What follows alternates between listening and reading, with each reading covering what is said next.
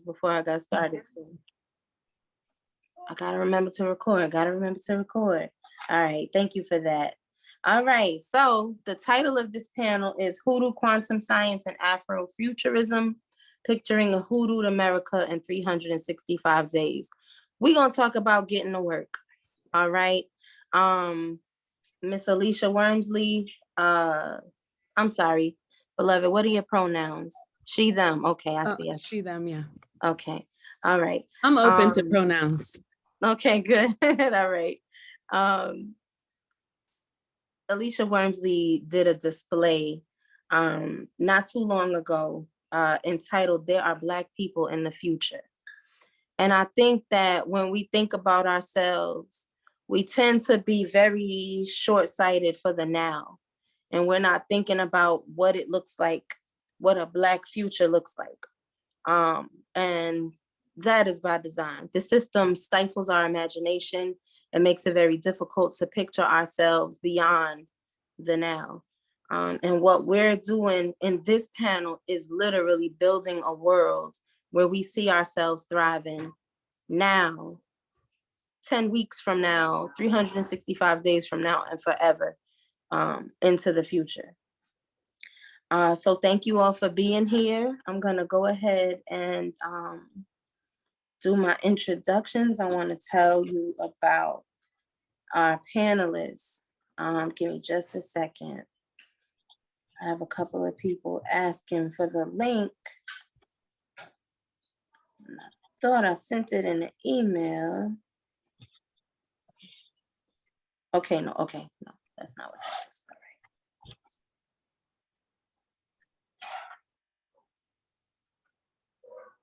All right. Okay. Alicia B. Wormsley is an interdisciplinary artist and cultural producer. Wormsley's work contributes to the imagining of the future of arts, science, and technology through the Black woman lens. Alicia has a deep ancestral practice.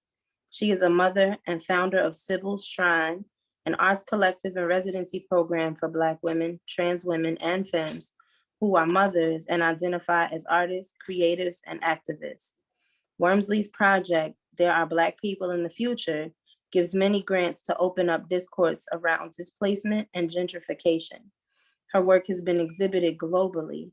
She is a 2022 Guggenheim Fellow in Fine Arts and awardee of the Sundance Interdisciplinary Grant, the Carol Brown Achievement Award, among others.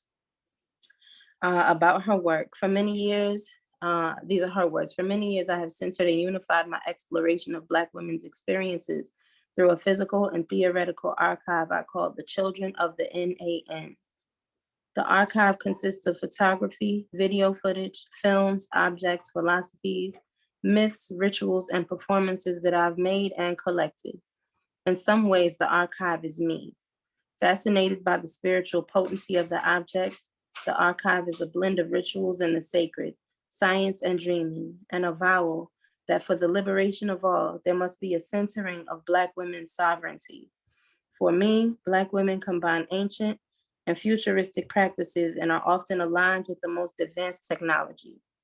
The work seeks to exemplify that by building narratives that mirror my early life, where old technologies were replaced by new, family dreamscapes, sister/motherhood, and an interest in science fiction. Through my work, I am negotiating Black women as a site of their own making.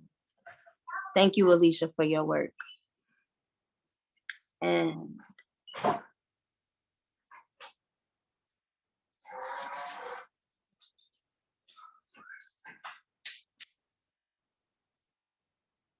hold on one second.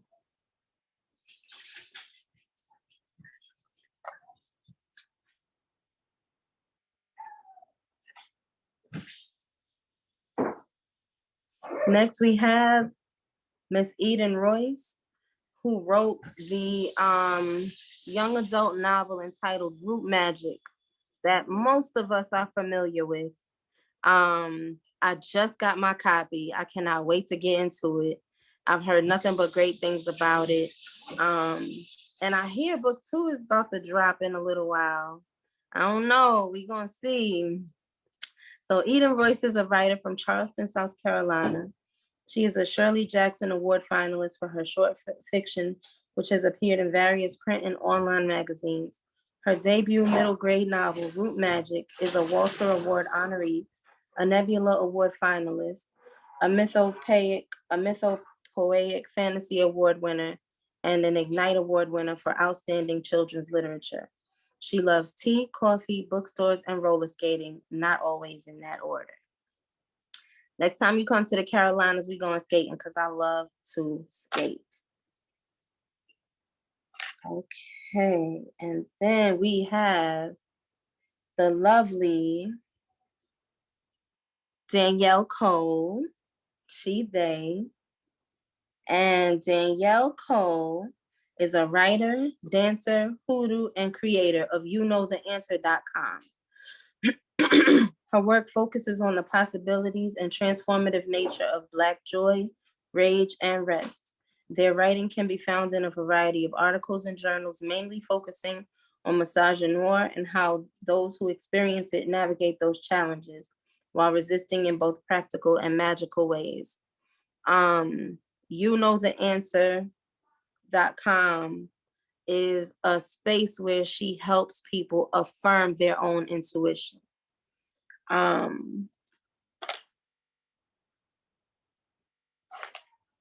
on one second.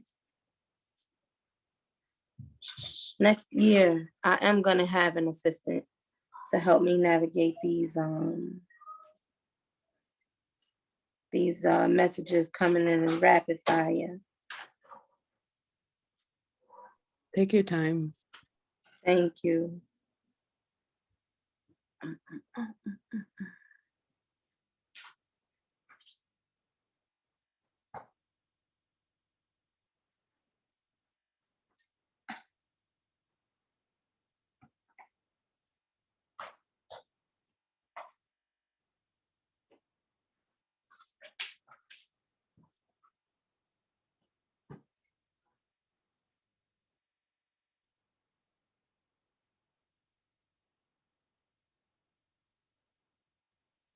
All right, okay, here we go. All right, anybody else can't get in, they're gonna have to catch the replay. All right, so tell me, I'll just go down the line. We'll start with Eden, Danielle, and then Alicia. We'll do it like that, okay? Tell me about your work and how your magic has manifested in your life and the lives of those you work with. How does your imagination inspire the futures that you create? I am a writer. I am a person that I consider to be a historian, even though the technical definition of that word doesn't apply, because a lot of my communication is with spirit. When I wrote Root Magic, along with a lot of my other short stories, in interviews, people tend to ask me, what research did you do? Assuming that I've done tons of deep work, searching out texts and uncovering things that if they just knew the right book to look into, they could find. So usually I answer that in a way that's, a little bit circumspect. And I say, well, I just spoke with my mother or some other family members. But in a lot of ways, Root Magic came to me in a way that is almost inexplicable. I sat there and I knew the short story. I had written something around 5,000 words long on it, but I knew that there was more to the story. And when I originally wrote the book, it was as these individual short stories. Because the idea of writing a novel seemed so big. It was my first one. And I thought, how in the world am I going to bring this all together? Because root work is such a deep and wide subject. How do I narrow it down, not just into a novel, but also for children and young readers? because I wanted to write the book that I wanted to read at that age, because I loved reading, but I didn't see a lot of Black Southerners in books that focused on our history and our joy, as well as the struggle and the difficulties that living in that area of the world at that time period brought. So when I sat down to write, I knew in general the idea that I had, but I wanted to reassure myself in some way that I was doing the right thing. Like Danielle was saying on her website, it's helping people to sort of reaffirm their intuition. And root magic for me was so much intuition. I couldn't point exactly to you where some of these ideas came from or some of the situations or any of that. I just sat there and I said, you know, this story needs to be told. And I want to tell it in a way that other root workers, other hoodoos will understand, but not reveal absolutely everything to people outside the culture. And that was such an important part of it for me. So I tell people in interviews, don't read root magic thinking it's going to teach you root work. That is not the intention of the book. The intention, in my mind, of the book, depending on who reads it, you know, people pick up other things. But my intention for the book was to present root work, hoodoo culture in a way that was not vilified. Because I love film, I love reading, I love media, but so often those messages that came back to me were, this is creepy, this is demonic, this is, insert any negative word that you can think here. And that isn't how I grew up with spirit, that isn't how I grew up with magic. And I wanted to see on the page people like the women that I grew up with, who were joyful and giving, who would anticipate your needs almost before you could verbalize them. I wanted to show that this magic is for protecting us, it's for nourishing us, it's for our community's strength and continuation, it's for our endurance. And I hadn't read a fiction book like that before, much less one for younger readers that presented magic in a way that they could understand. So a lot of this magic that came to me from the book was sitting there going, this is a book that needs to happen. And whatever it is y'all need to do to help me get there, I'm ready, and I'm ready for it. Early on in the process, going from a traditional publisher point of view, the editor that said yes to picking out root magic, he also told me, we love the book, all that, but we don't do dialect. We don't do dialect in books. We don't do dialect, especially for young readers.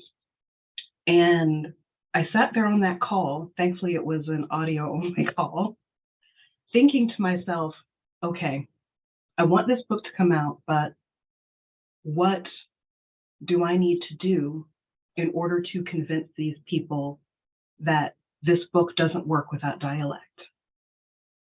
And I had no idea what to say, what to do at that point. And something told me, you don't need to do anything. You don't need to do anything. And I said, oh, I see. Well, Zora Neale Hurston is one of my big influences, and dialect's important to me, but let me sit with this and we'll talk. And the next time I spoke with that editor, he said, I want to apologize to you. And he said, I took it upon myself to do some research into Gullah culture, into the language, into a lot of these websites and podcasts that talk about Gullah Geechee culture. And I didn't realize how important this was when I spoke to you the first time. So I want to apologize to you. And we want this book to be what you need it to be. Whatever terminology you need to use, we will take your lead on this. And it was such a validating thing to happen because I wanted the book to be published, and I just went, what do I do to fix this problem? And it was such a road opener at that point where I thought, I don't need to do anything. My ancestors, my people, they want this book out there as much as I do. And I've had struggles in the past with trusting my intuition. And this was one of those times where I just said, no, it's going to happen. I don't know how it's going to happen, but it did. And I am just blessed and grateful and amazed at its reception. The people that see themselves in those pages, the people that have reached out to me and said, these are things that I saw in my own life, and to see it in black and white on a page is supremely validating. And yes, I have another book coming out in 2023. It isn't a sequel to Root Magic, but it is a contemporary book. It's called Conjure Island. And the story that I wanted to tell was about people and kids who didn't grow up with this magic, who have felt disconnected, who come to the South for a summer and they have no idea what's happening and they don't understand these connections. And all of a sudden they're immersed in this world. They're immersed in not only the heat and the humidity, they're immersed in the language, they're immersed in this broom work, they're immersed in the way that magic happens so naturally for the majority of us. And I wanted to tell the story of someone who didn't grow up the way I did, who probably was either not told anything about hoodoo or conjure, or possibly heard negative things, a negative talk. And now all of a sudden they're in the middle of something and they go, how do I fit? How do I fit into this world that I didn't know existed, or I didn't understand, or I was told was awful? Do I have a place here in conjure? Do I have a place here? And I wanted to tell them that yes, you do. There's some work that you have to do, but you definitely have a place. And regardless of what age it is that you come to the magic, you can find a place to root in and continue to grow.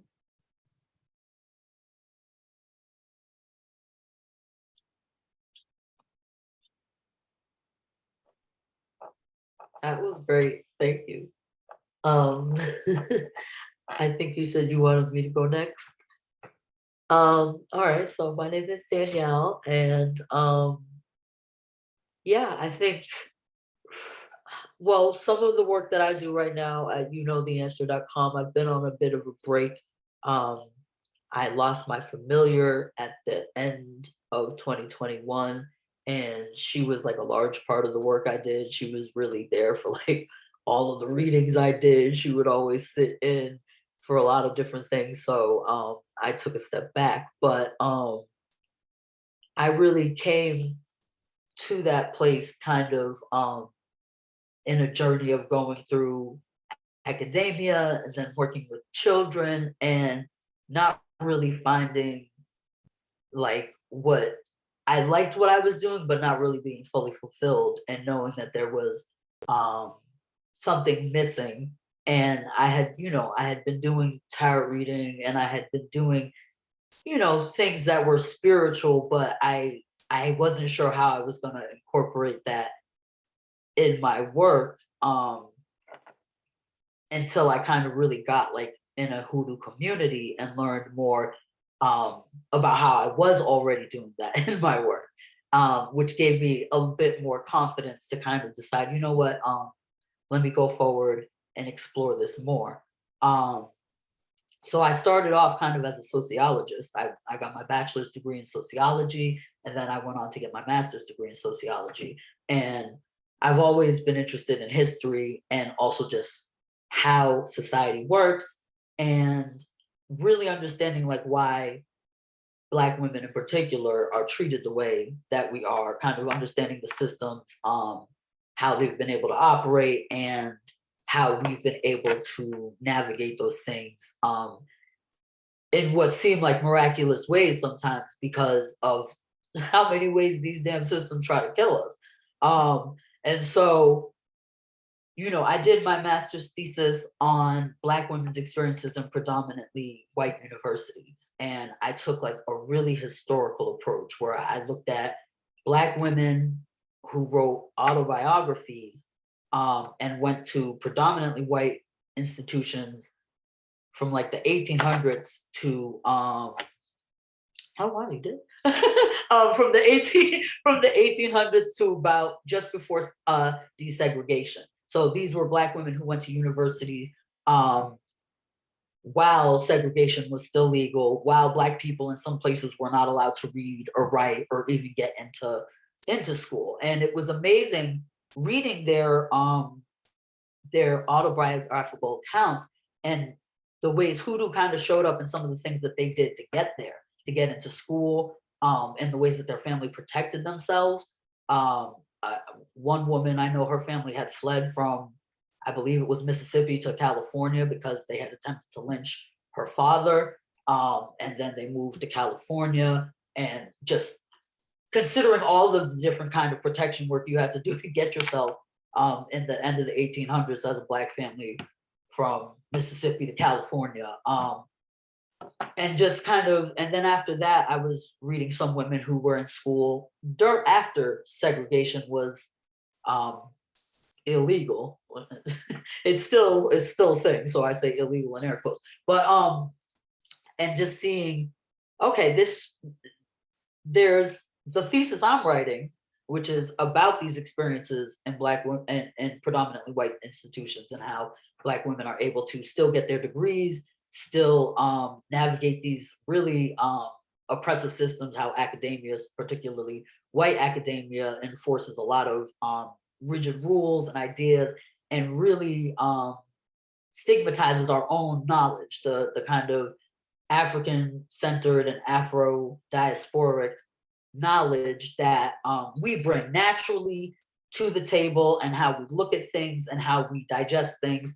And there was often still a theme of like you being the source of that magic, really, to get you through that thing, and utilizing your family and your community and your own magic to kind of sustain you through that. And that really, really inspired me as like, okay, I want to write about this, but I also want to assist other Black folks, and particularly Black femmes, in being able to access that kind of personal power and that personal sense of knowing what you want to do, knowing where you want to go, and that you do have it in you to do that, that you do know what's best for you, and that there are a lot of systems and a lot of people who are going to try to tell you otherwise. But the important thing is you know you. And so I finally, you know, I worked with kids a lot. I was in the, you know, group home system after I did my education. I worked in the group home, I worked with kids, I was a mentor. And I loved working with kids. I love children. I think there's a magic in just children and how they interact. Their playfulness, their ability to see things in incredibly abstract and unique ways that seem effortless. And that was always like a joy of the work that I did. But I realized once I started doing more ancestral work and talking to my own ancestors and venerating my own ancestors, that I was kind of getting in a cycle of doing certain kinds of care work and almost certain kinds of what felt like mammyish work as a cycle, right? As of finding ways to be validated and to assist others by being useful or helpful to them. And while there's always value in care work, this is not to negate the value in care work, but in realizing I had a certain way of replicating cycles, maybe within my own lineage and within my own, because of my own trauma, that I kind of needed to kind of pivot and figure out what I wanted to do for me, not just what everybody else was telling me to do. And so sitting with that, I really, I started doing some entheogenic journeys, doing mushrooms, getting involved with not just talking to my ancestors in the here and now, but in different dimensions, in the all time, in the never time, in the before time, like in all of these different places, and really being like, okay, I can do this. I may not know what's going to come, but my ancestors got me, and we're gonna find a way to put this out there, to get in a place where I can confidently offer classes to others or divination to others, and also pour into myself and kind of start manifesting the destiny I really want, and stay on the path that I'm still learning to create, right? Like, but knowing that putting myself first is okay, and that's what my ancestors want me to do, that there is a magic in rejecting what's been placed on you and pivoting. And so I think that's just where my work is constantly coming from, a place of centering self, centering what you know about yourself, and knowing that we know things on a much deeper level than are presented in predominant society, and tapping into that, just finding ways to tap into that and make that part of our everyday life.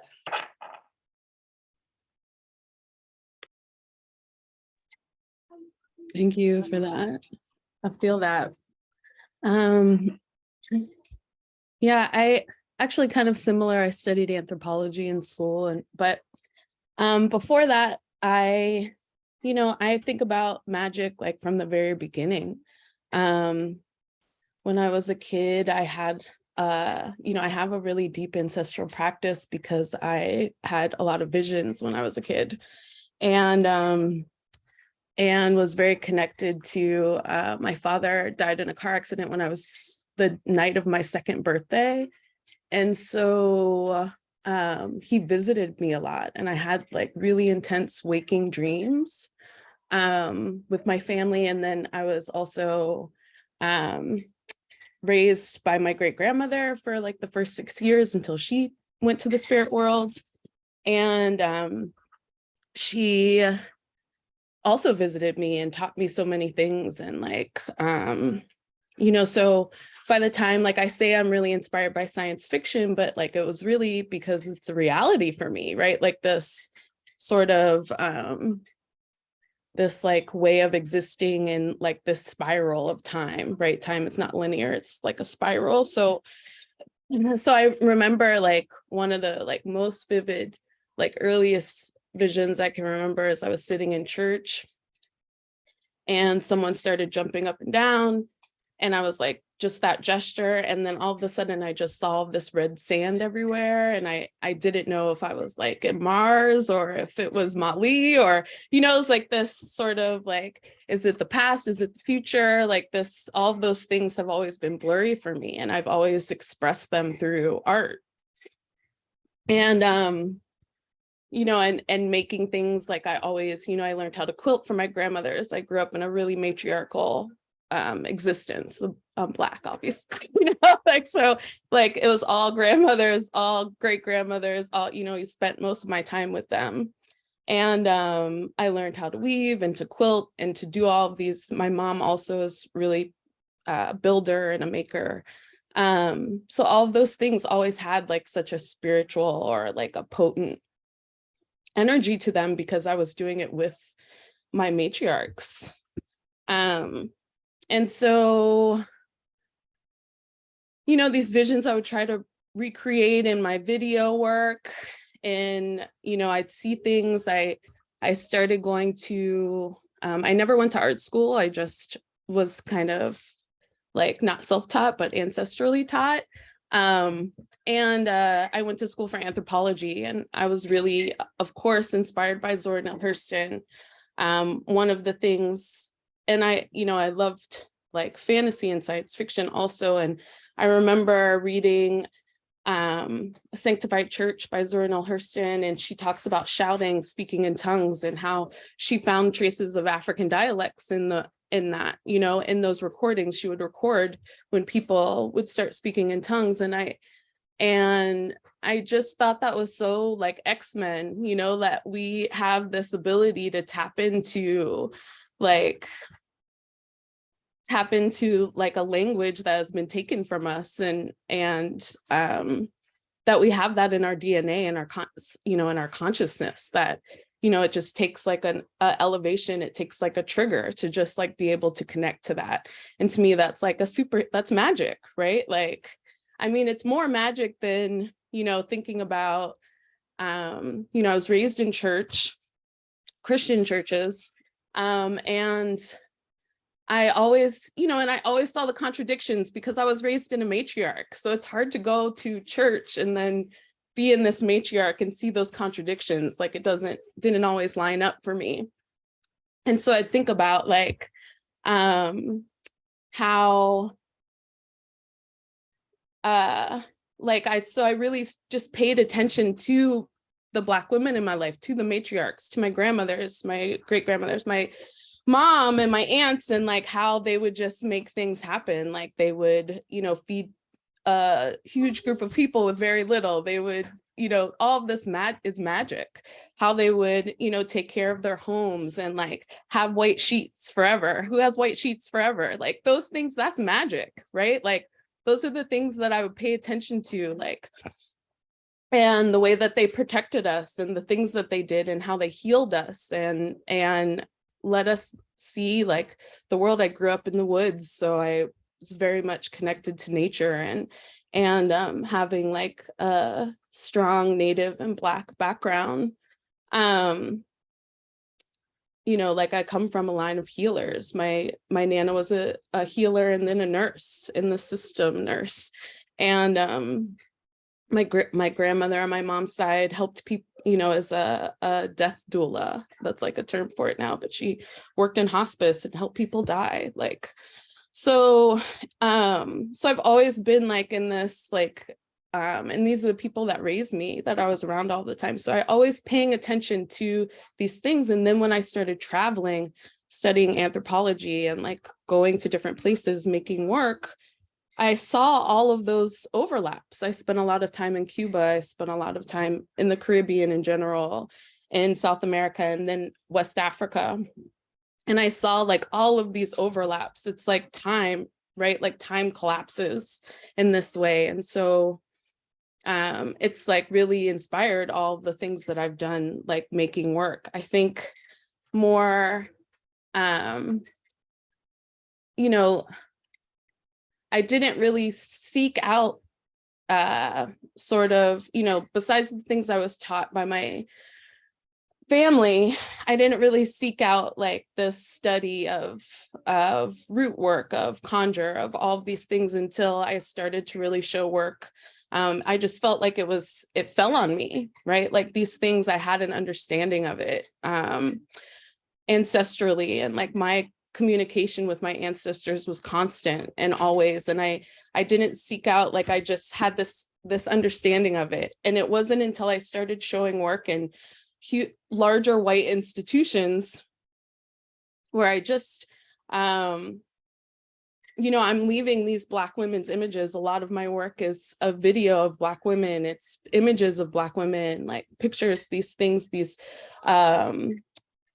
things that have been passed down to me, like even like the practice of quilting and weaving, and all of those things are sacred to me. And so me putting those things in these large white institutions, I started to worry about, you know, like I wanted to protect this work, this information, this legacy. And so that's when I started to like seek out more how to protect this work, what kinds of things I can do, what kinds of acts I can take as a form of protection. Yeah, I'm just like out here. I can't even remember where I started, but I'll just end there. Thank you. No, that everything you said was valuable. I have people listening in the background agreeing and affirming what you're saying. So it's very important, very necessary to hear your path, your story, how you came into envisioning futures that thank you, that we're thriving in, that we live in, and to know how you came to this space. You know, with Eden, it was how she was brought up and her own ability to vision and see, Danielle's ability to vision and see, and your own experiences in a matriarchal family and your own visions and sight. I would venture to say that most of the people on this in this room now have experienced those same visions and sights. You can't explain and you don't know where you are and you feel like something is happening around you, or you see things happening around you and nobody else is able to see it. Nobody else is paying attention. Y'all didn't just see that? Nobody, I'm the only one that saw that. Oh, okay. So, I think that those of us who have those kinds of it be just like that. Yeah, like ain't nobody see that. It's like those of us who have that level of imagination and visioning and questioning and critical thinking, we have to be able to come together and say, this is how we're going to develop now, not only for our descendants, but for us, for ourselves, if we decide we coming back, or if we have to come back, because they say we make the decision, right? But a lot of stuff that happens doesn't feel like I decided this. It seems like I had to experience it. Something said, this is going to be your experience. And I have not been pleased with all these experiences. They have not all been fun. They have been very stressful, tumultuous, but there's something in that for me to prepare my children, their children, and myself for if I happen to come back through them. I don't know why I would choose to, but if I set up a positive and happy life now, I can understand why I would want to come back through someone like my daughter, right? Why I would want to come back through someone like my son, someone like my partner. Why would I want to come back through these people? Because these are amazing people and we're working together to build very beautiful futures and presents, right? So in our culture, this is my next question. In our culture, we've used various tools as vehicles to engage time travel between us and our ancestors. We talk a lot about the ancestors, the before time that Danielle was talking about. But what about the never time? What about the future time? What about these spaces that don't exist yet? In what ways or what tools are you using, or do you observe people using to engage time travel between us and our descendants? Yeah, I want to ask y'all because I have answers, both negative and positive, or harmful and benevolent. Sure, I'll put it in the chat.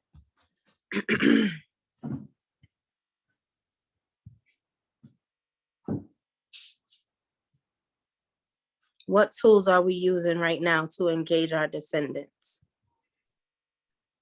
I can jump in if you. Sure, anybody can speak. Okay. I think one thing that just like is dream work. I think that's like one of the most powerful tools that we can use to see like all time, but especially like communicating with the future.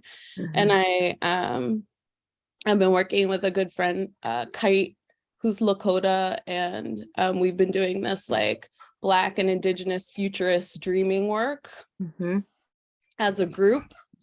And so that's my 7-year-old, sorry.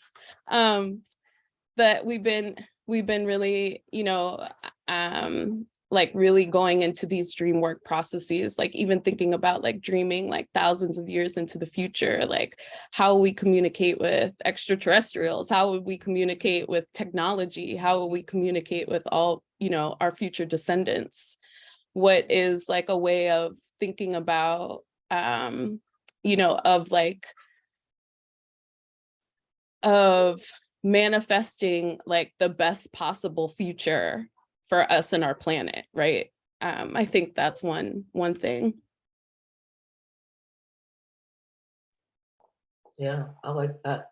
I would say like, I mean, I think I'm seeing it more where so many of us are engaging in the practices that our ancestors engaged in before. So whether it's cooking or learning a certain dance or working, like learning a certain movement, I feel like that in and of itself is a form of time travel where you are engaging with the things that your ancestors and your people did, and you're creating an engagement that can go into the future, right? Where you may pass that on to your future descendants or a loved one who may pass it on to somebody else. And so I think that's one way that we are using, you know, the tool of just cultural engagement as kind of a way to move through time. Um, I spoke of, you know, my use of entheogens and mushrooms. I feel like I'm seeing more Black people being interested in, you know, entheogens, whether it's mushrooms or LSD, but mushrooms is just where that's my where my knowledge more is. And the way that kind of time melts away, time. I mean, I have ADHD, so time is really hard to keep us real anyway. But when you're on mushrooms, there really is a sense that time is not linear in any way. And you go to the past, you go to the future, you go to 10 seconds before, you're having a 5 minute, 1 minute, like things that don't You're in make planets that you don't even know exist when you're on exactly. mushrooms. You're in times you have never conceptualized. Like, Yes. it's really trippy. Yes. And I think that for me, that was like incredible to be like, okay, no, I see people of mine in the future. I see people of mine in the past. I see us doing things I never thought we could do. So I think that's definitely one tool that we've used. But I think for real, the ways that we connect with our ancestors is sort of the time travel. And I will say writing as well. Writing is another strong tool where you see as people are writing themselves into the future, writing themselves into the past, writing themselves amending the past, writing themselves healing their child's self, writing their child as a different kind of adult. Like writing really is a tool of engaging with time travel. And you know, you can write letters to your descendants for when you pass away for them to receive. You can write letters that go hundreds of thousands of years in the future now that we have digital technology that can be transmitted. And so I think writing is another really powerful tool there for that. I was definitely going to mention writing because it is a way for you to not even necessarily know who's going to connect with your work in the future. And even if it isn't something that you share immediately, it's a way to start your own healing.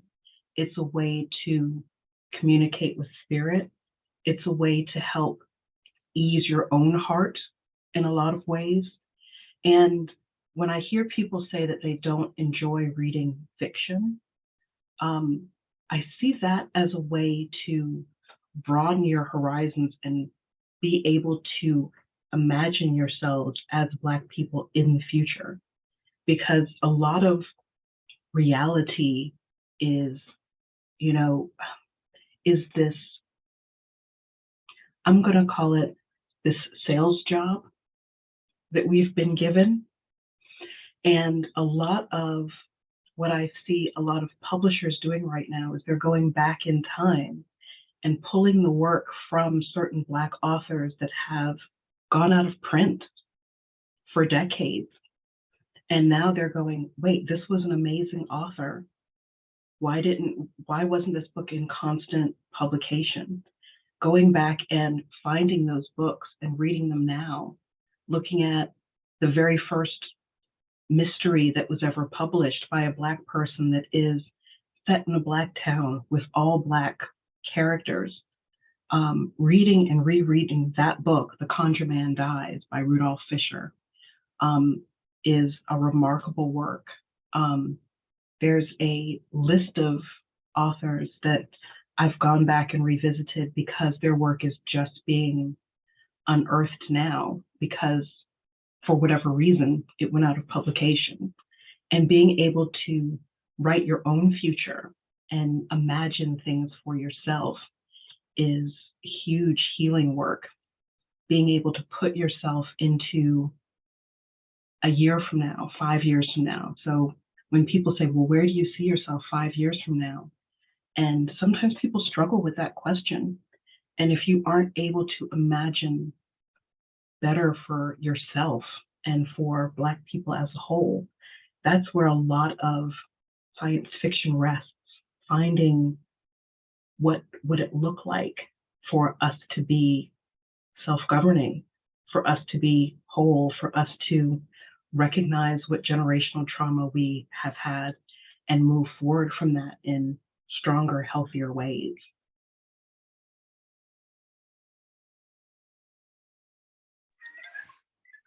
Y'all are really, this is soul food right now. It's just, it's encouraging my own imagination to kind of flow and fly and do things, you know, and that's what I'm hoping that it's doing that for everyone who's here with us. Let's see.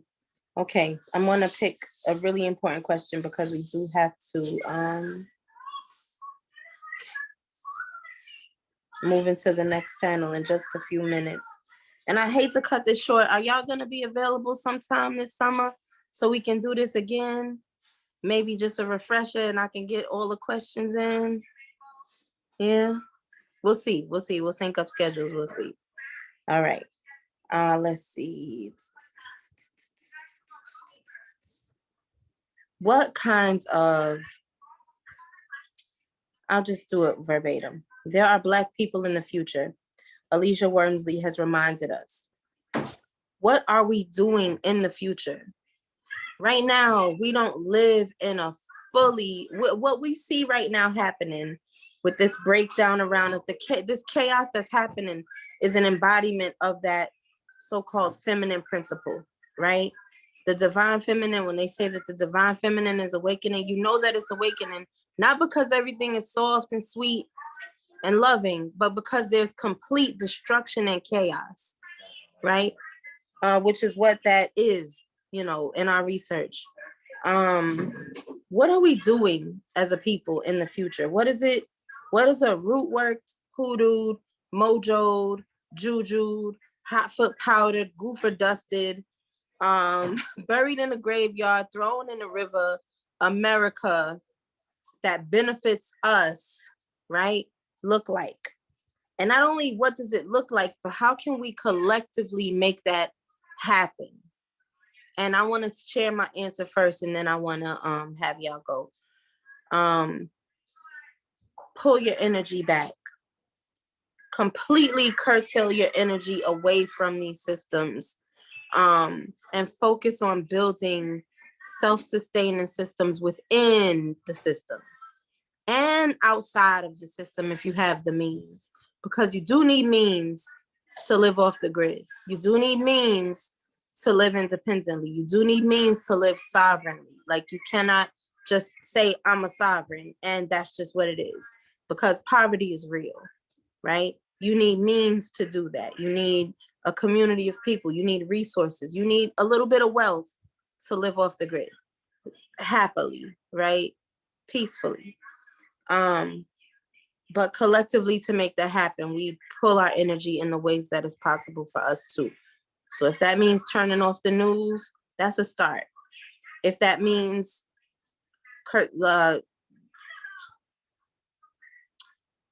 kind of mediating how much you're into popular culture media, that's a start. If it means you're reading a little bit more, that's a start. If it means that you are very careful about how you engage as a consumer, that's a start, right? If you are actively doing work on these systems, that's a huge start. If you gather people in your area to do work on these systems, to do prosperity work for a group of you, to do head work for a group of you, to do nature walks for you and your children, for you and your sister's children, you and your brother's children, you and your siblings' children. If y'all are learning how to identify plants in nature, if y'all are learning how to gather them together to make healing elixirs, if you are just doing that, you're starting somewhere.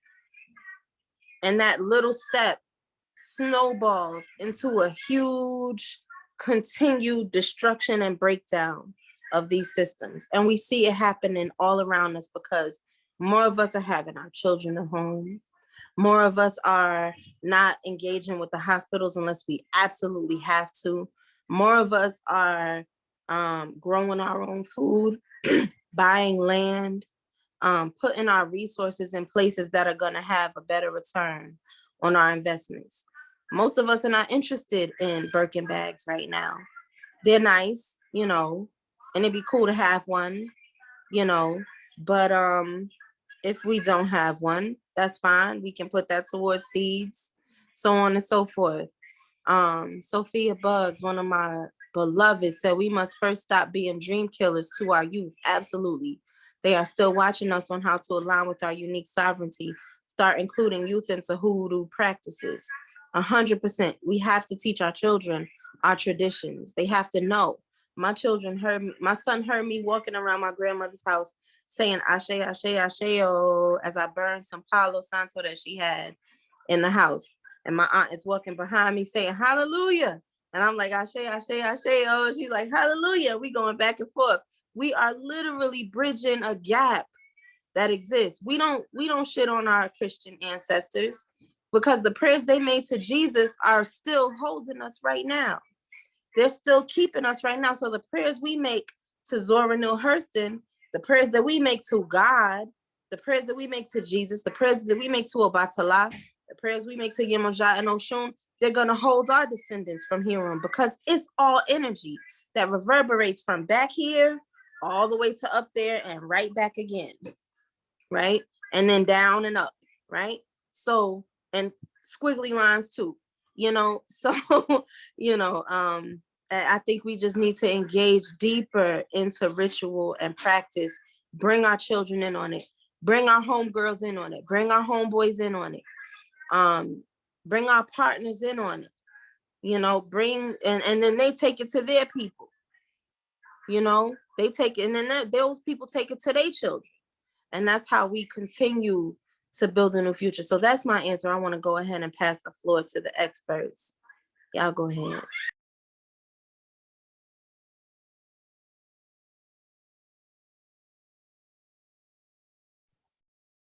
Honestly, I'm not sure what I can add to that, but I do feel like one of the things that's important to do is shift away our focus from what divides us, what our differences are, because that's such a colonial mindset of what differentiates us, what separates us, what pigeonhole can we place everyone into.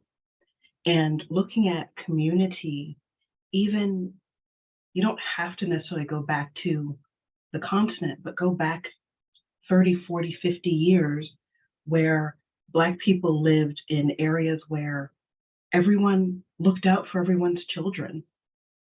Everyone would share resources. You look at knowing your neighbors. How many of us really engage and know our neighbors and begin to feel comfortable enough to say, hey, let me knock on your door and mention this to you. Or my garden is just exploding with this particular thing. Can I share some of this with you? And we've gotten away from a lot of those community mindsets.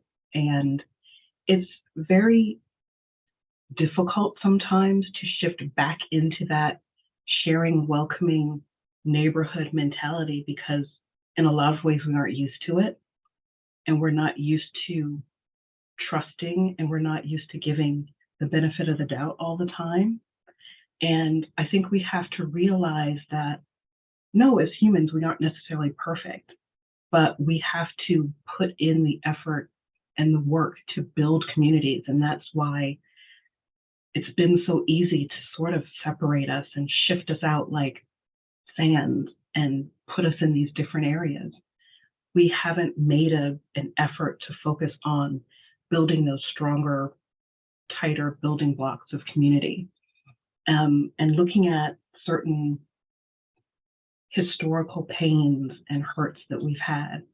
You know, epigenesis is a huge, huge thing in the Black community of historical trauma, and generational trauma, inherited trauma, and blood memory. And realizing that and looking at each other as survivors of trauma. And that's why, as Gullah Geechee people, we do say that we are people that have made a way when there was no way. There's always a way to find, to bind us and to pull us together. It just hasn't always been that most traveled road. But making those inroads of bringing us together as people and as community, and finding what joins us and focusing on that, and giving people grace and forgiveness for those imperfections, and realizing that looking beyond those smaller things to the bigger overarching community building that will sustain us into the future.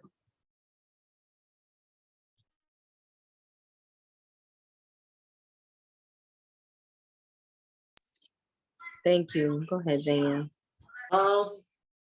I mean, for me, like the way I look at it is Blackness is the beginning and Blackness is the end. And so we'll always be in the future, because there is no life without Blackness. I don't think that that's possible, whether it's on Earth or in space. It's just, it's not happening. I do see Ia Christina Springer is here, and I know she's done some amazing work on seeing us in the future and seeing us in sovereign spaces and sovereign places in the future. You know, without whiteness, without white people. And so I think sometimes reading those things and seeing those things and hearing those things allow me to imagine that. I think about how, like, right now we're in the age of Aquarius, and that's over 1,000 years long, and how during this entire process, so many systems are going to crumble and new things will always be born. That there will always be destruction, but there will always be creation. And I think one thing that really needs to happen as we make our way in the future to have a healthier and happier and just more hoodoo juju future is to kill the overseer within us. I think to kill the capitalist, the white man, the misogynist, all of these things that police us and tell us that we're not enough, or that we're not doing enough, or we can't be enough, or that our ideas are not good enough, or that we need to police others and tell them how to be and act and what to, you know, how to connect with their people or how to connect with their ancestors. Like, there needs to be a destruction of the things that we've internalized to kill us, and just find a way to wash these things away. And I don't think we can do that alone. I think that is a collective effort. Like, you do that in your own work and you ground yourselves, but these systems still exist. And so that's a collective effort, whereas we're working together to get past and around and destroy these systems, we're also destroying, yes, the inner colonizer inside of us. And I think how somebody said about the children, like really making room for Black children to be, to rest, to learn, to experience joy without the pressures of needing to produce or create at a certain expectation. Or I think just policing as a whole has to die in order for us to really we're gonna make it in the future. Like, I don't think there's a question of that. It's the happy, healthy, thriving future that is full of our ancestral practices is leaning into those ancestral practices while also taking a knife and gutting the ones that are leeching us from us, that are trying to destroy and kill us, that are hurting our health and our wealth and our well-being. And I think that's how we get to a more hoodoo juju future, because I see us doing the work. We're doing it now, and I see where these youth, like, it's fascinating, you know. And like, I'm an aunt finally, and my aunt, my niece, she's a pandemic baby, but just seeing like she started walking at 8 months. Like, she was like, some of these children are just ready to go in a way that is incredible, and they're ready to reject so many of these systems that don't serve us anymore. And so I think nurturing that, just continuing to nurture that for ourselves and our loved ones, will make the future that much more magical.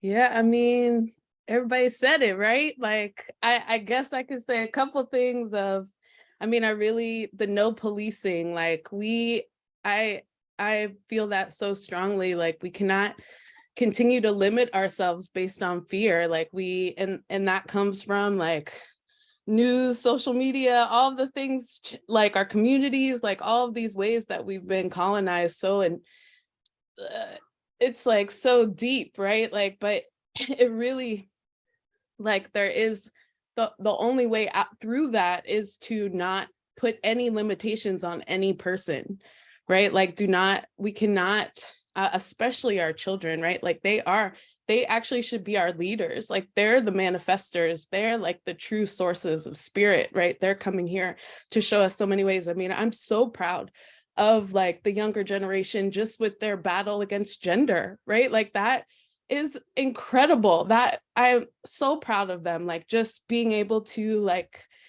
express themselves and to say that we're not going to be limited by gender is huge. And I think that it has to be that for everything, every way we exist.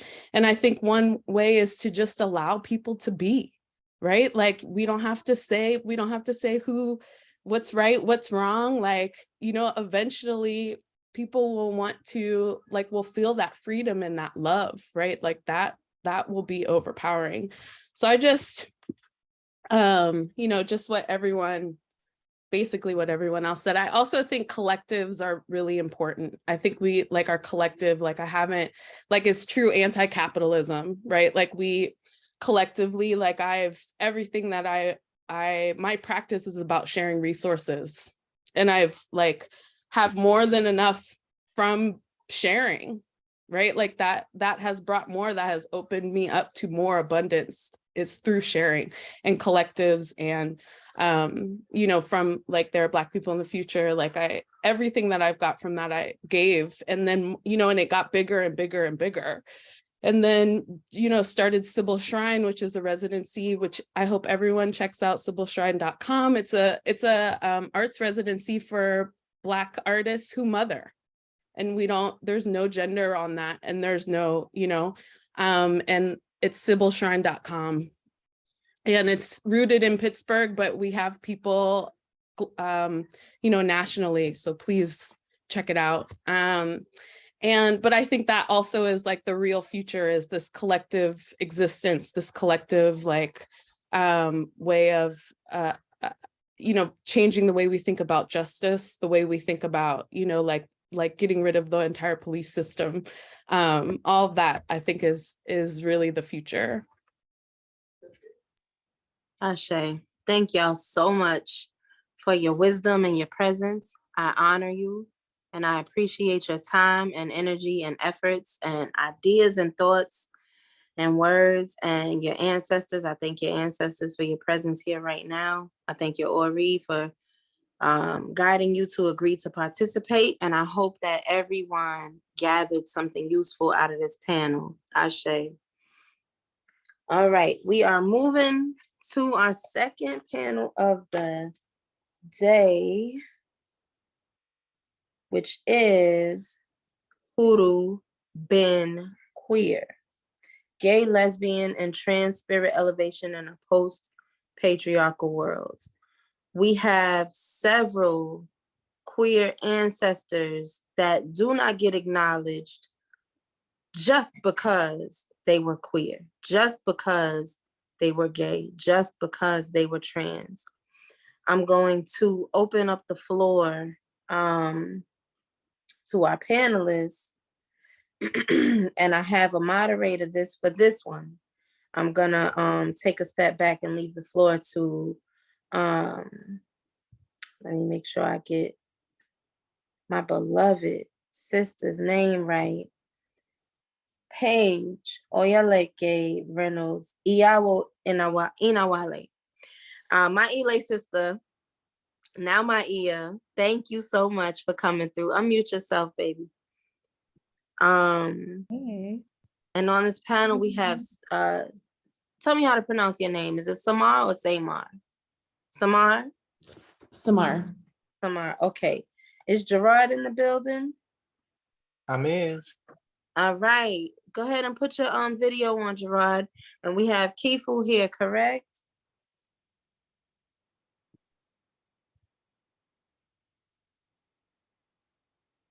Kifu is not here. Kifu be working. You are? Okay, good. Go ahead. Give me the I'm here. let me see your face. All right. Okay, so I'm gonna go ahead and allow you all to introduce yourselves. Tell us about your work, what you do. Oh, y'all all look so beautiful. I'm so happy to see y'all. All right, so I'm gonna go ahead and mute myself. And Paige is gonna take over, and we'll go from there. Unmute yourself. Yeah, I guess I'll start out with the introductions then, and then just pass it around. So, hey everyone. I am Paige. You can also call me Iyawo Inawale, or just Iyawo, or just Inawale. Yes, I'm one of them Black folks with 5011 names now, and any of them are fine. My pronouns are they, them, and really, I mean, really all pronouns meant with love and respect, as I'm a gender expansive, gender fluid being. And yeah, as Rish mentioned, I'm part of Sweetwater Collective, Egbe Oshun, under the leadership of the right Ialosha Oshunyemi Akalatunde. I am a proud Hoodoo.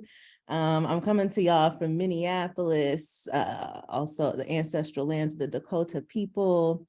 I am a full spectrum birth worker. I am a artist, primarily in theater, different types of performing arts. I'm an abolitionist, and that's really important to all my work as well. I believe in the abolition of all these oppressive systems, policing, prisons, all of that. And I love that that's the note that we were ending the last panel on. I was just like, yes, yes. So that is also what I do in my work, and I help communities. I feel like it's not explicitly in a hoodoo way, but there's a lot of hoodoo in how I do it. And you know, people don't know they get in the hoodoo, but they get in the hoodoo. But teaching people how to create systems of care, systems of safety, imagining futures that we don't have to call somebody who hates us when we're having a crisis. We don't have to call somebody who hates people who look like us, who doesn't understand us when we're having conflict. That's the world that I dream of, whether it's leaning on each other, leaning on our ancestors, leaning on the earth and all that it provides. Yeah, that's what I'm all about. And I think I'm gonna leave it there for now, and I'm gonna pass it on to my beautiful siblings. Y'all do all look wonderful, beautiful. Samar, since you're right next to me, I'm gonna pass it to you if that's all right. Hi, everyone. My name is Samar. My pronouns are they, them. I exist in this world as a non-binary human-ish entity. I am currently in my third year and final year of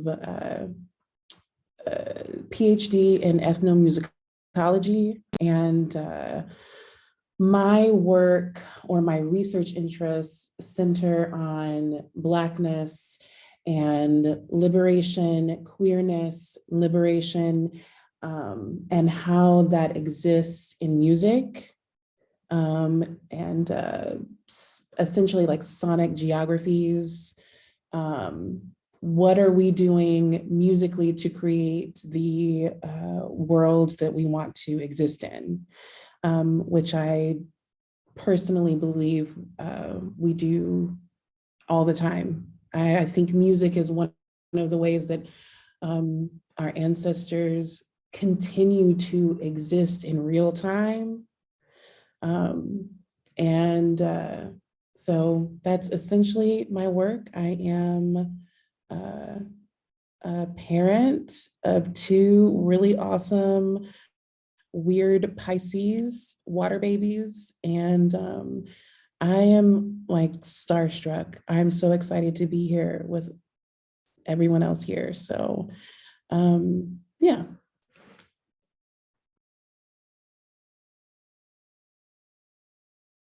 All right, Kifu, you mind going next? I don't mind at all. Hey, sis. So excited to be doing this on day 2. My name is Kifu Kameyu Farouk, and I am I am a representative of the all. The past, the present, and the future in a singular human body. Human-ish, I like that. I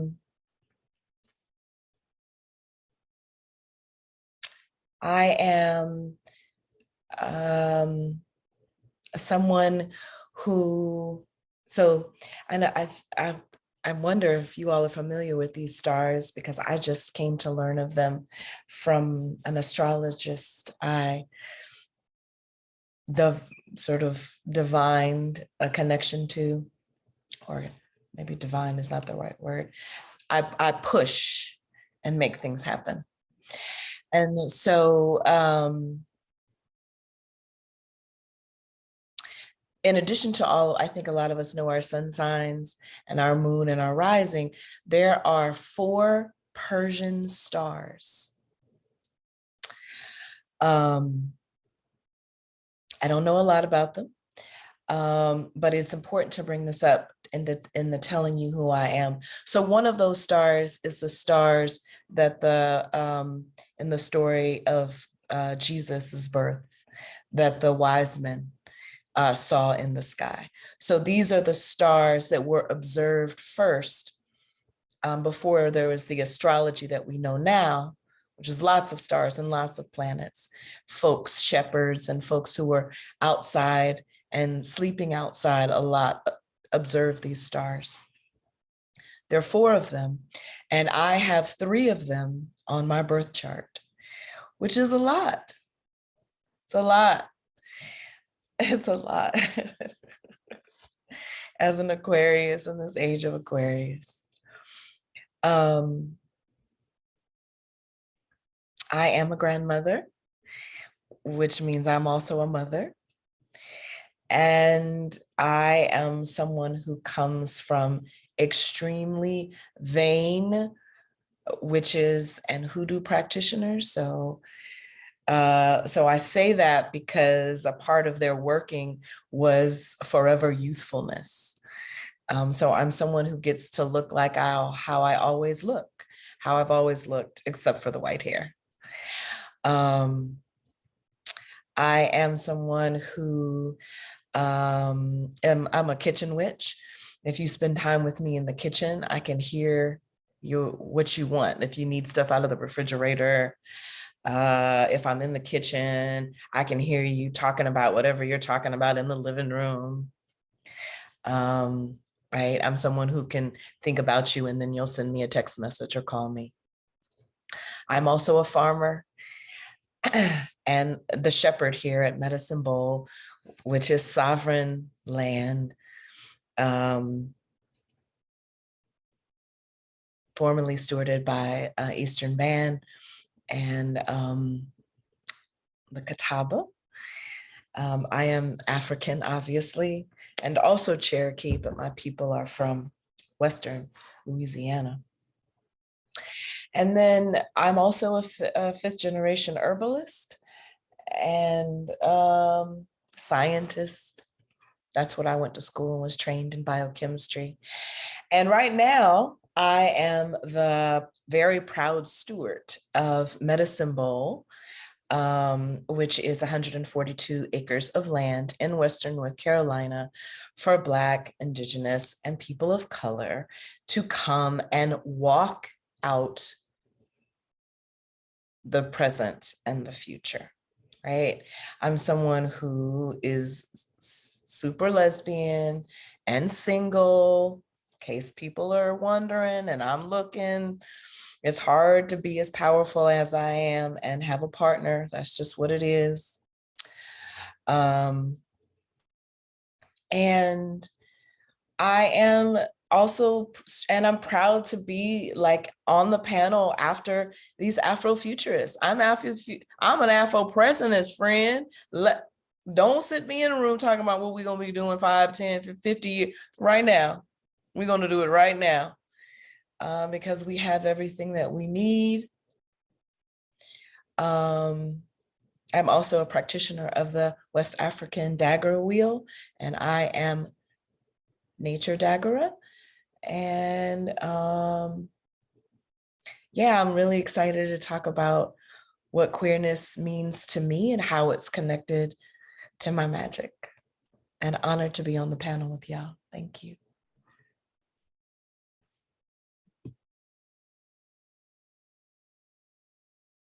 Oh, Well, I guess I was gonna say, I guess it's just me now. Peace and hair grease, my beautiful Black people. I'm gonna just respond to the part that like jumped out at me and what Baba Kifu said, because I was gonna be like, hey, how you doing? Because you're gorgeous anyway. But I am queer and poly, and so if anybody else is like, you know, around here, because it'd be lonely out in these streets, you know what I'm saying? Anyway. Also, my family's from North Carolina. I'm Cherokee and Tuscarora from North Carolina. Going down to Cherokee as a kid was like the best. And that roller coaster that they got. Yo, okay, this is before I even get into my introduction. Kifu's trying to talk and muted, but like, so there's a white town next to Qualla Boundary, next to the Cherokee, Eastern Band Cherokee reservation and the village reenactment. There is a big red steel roller coaster that rises up out of the Blue Smoky Mountains. And it is beautiful when you ride up to it, and it is insanely fun when you get on it. Because like you feel like you're going over the cliff's edge and you rising into the clouds. It's amazing. Anyway, so my name is Gerard Miller. My pronouns are they, them. I am a non-binary spirit being. I am a child of my grandmother's. We joke that my mom is turning into my grandmother and I'm turning into my mom, which really means I'm just skipping over her and turning it. We all turning into my great grandmother, Daisy Virginia Lewis Bryant. I am an herbalist. I am a full spectrum doula, birth worker, and portal keeper, and that goes from womb to tomb, from birth to earth, and all the transitions in between. I am, did I say an herbalist? I am a gardener. I am a farmer without title to land yet. And I say yet, because this is coming soon. Y'all pray that in the next 18 months, we move on to that land. I am a storyteller. I am a 21st century Hoodoo revivalist.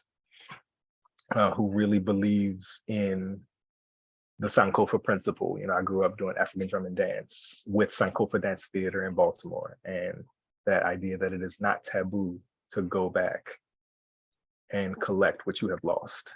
And much of what we have lost is not even really lost. It is buried, it is hidden. And maybe that's part of what I thought to unpack in this conversation today, was the fact that it is just hidden. The fact that it is just obscured, that we are always just out of frame, sometimes forcibly so. But I am really in the process of walking into my spiritual vocations, and have been pursuing the ways in which, in a pre, mid, and post-colonial existence, it is our queerness that makes us magic. It is our magic that makes us queer. How, especially as a non-binary person, as a queer, as a pansexual person, as a person who exists in that liminal space, we were often those ones given the roles of engaging with spirits, of crossing boundaries that people had enforced, but gods do not. And I'm gonna stop talking. I am honored to be on this panel. I'm honored to be part of this conference, and I thank y'all. I mean, that's perfect though, because what you were just saying is like literally just what I was thinking, reading, meditating on in preparation for this, is that I ain't even gonna try to reproduce what you just said, because you just said it perfectly. And and I didn't even put it on the original list of questions, but now it's being reinforced. You saying it, and Spirit is confirming that. Really, I think my first question is that thing about gatekeeping, about portal keeping, about the magic of queerness, the necessity of that magic for the whole community, whether folks are queer or trans or not. Yeah, and I'm wondering if each of you can speak to that, just like what that means for you. What does it mean for queer and trans folks to be gatekeepers, to be portal keepers? What is our role in this 21st century Hoodoo community? I have my thoughts, but I want to hear from y'all. I'm excited to speak on it. Y'all all right with that? Yeah. Woo-wee. The portal keepers. Thank you for that. I can't see people's names. Oh, Gerard, thank you for that. And Ia Page, and all of you really.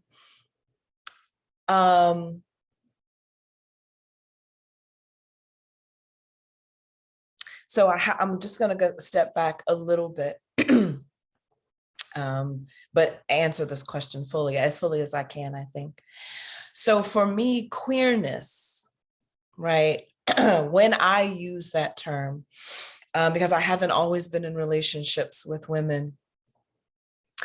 And I think, and so I spent a lot of time thinking I was straight and spending a whole lot of time with straight women. And when I realized that this, because I'm not just an Aquarius sun, but also my Venus is an Aquarius, this love, this really intense, forever, in this lifetime and the next, friend, warrior, person that I wanted to be in relationship with, when I realized that person most likely would be a woman, but who knows, as I'm turning 50, I'm getting even more open with that, I guess, the fluidity of it all. But at that time, I had a husband, and we were in the most queer relationship ever. Like, he used to call me his hife, and no, he was my hife, and I was his husband, right? These silly English words. One of the things that we're doing at Medicine Bowl is learning Isuzulu, Tosa, Cherokee, African American Sign Language.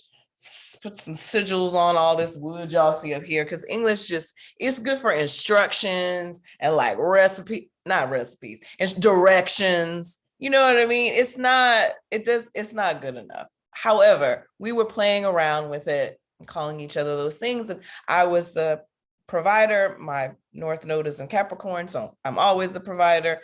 And my husband was like, that is so, yes, catch me here cooking and take care of these children. Well, it's just one. I like to act like it's a whole lot of them. It was just my daughter and the dogs.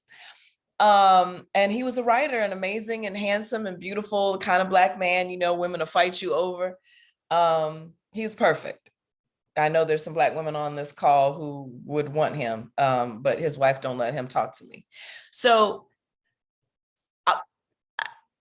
when I realized that the love that I was seeking was going to be from another woman, I was like, oh my God. And I came into this in my early 30s. And I came into this in my early 30s and came into it in Durham, North Carolina, simultaneously going to Alexis Pauline Gumb's house, and which, you know, and doing all of the, this was before she finished her dissertation, and we were all like doing Summer of Our Lord and all the things. And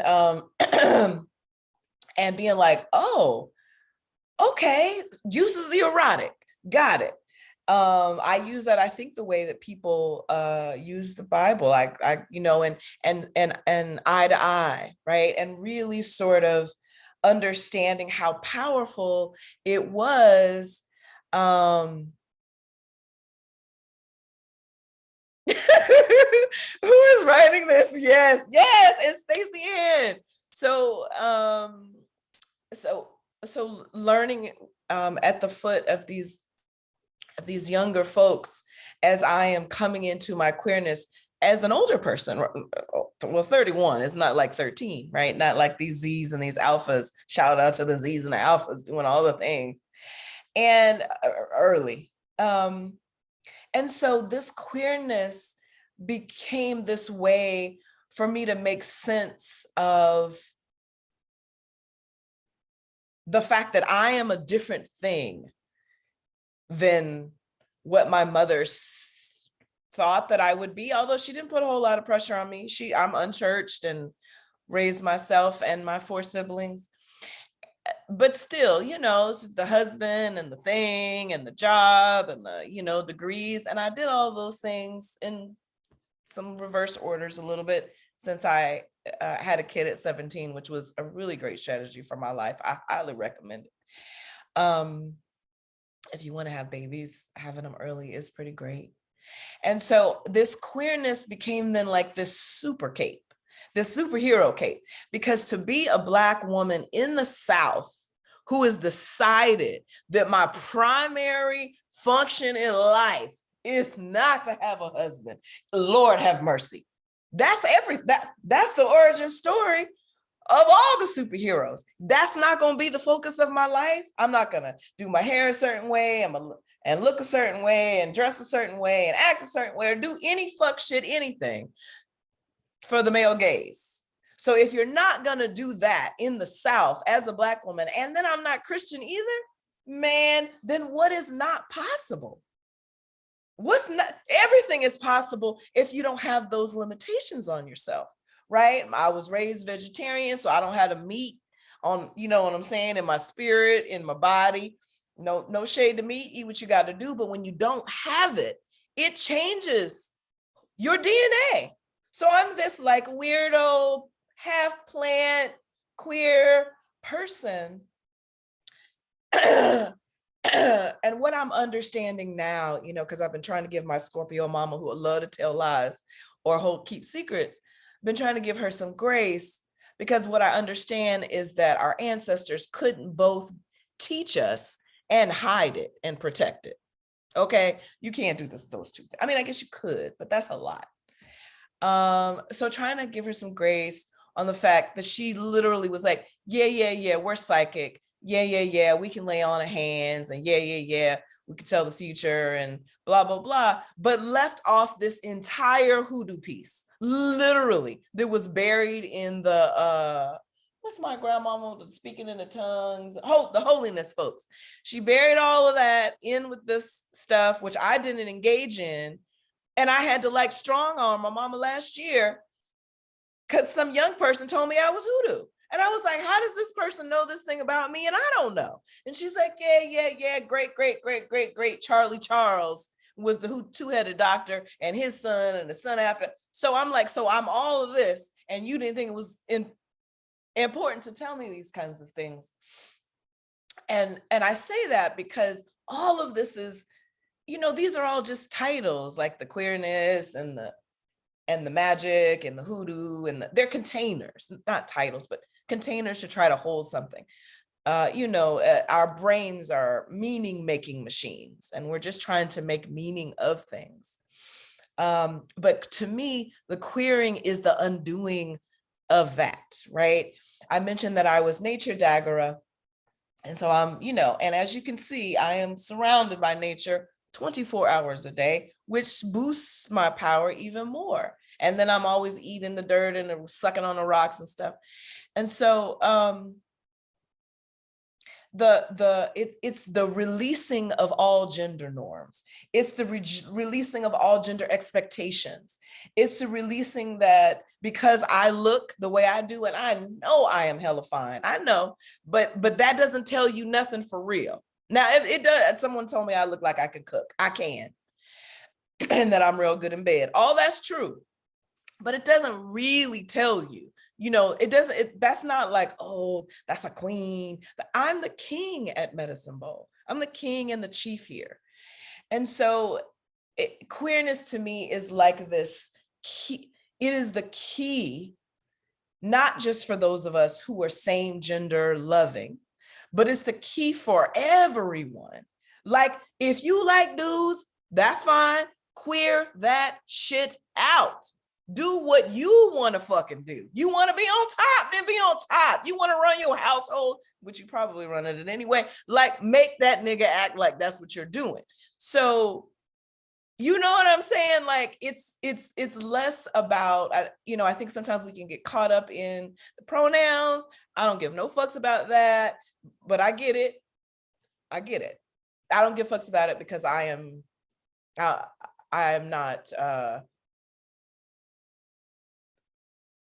any pronoun that you would use for me would not trigger me into a place of feeling misgendered. And so I understand that is necessary for folks who have that, and I honor it.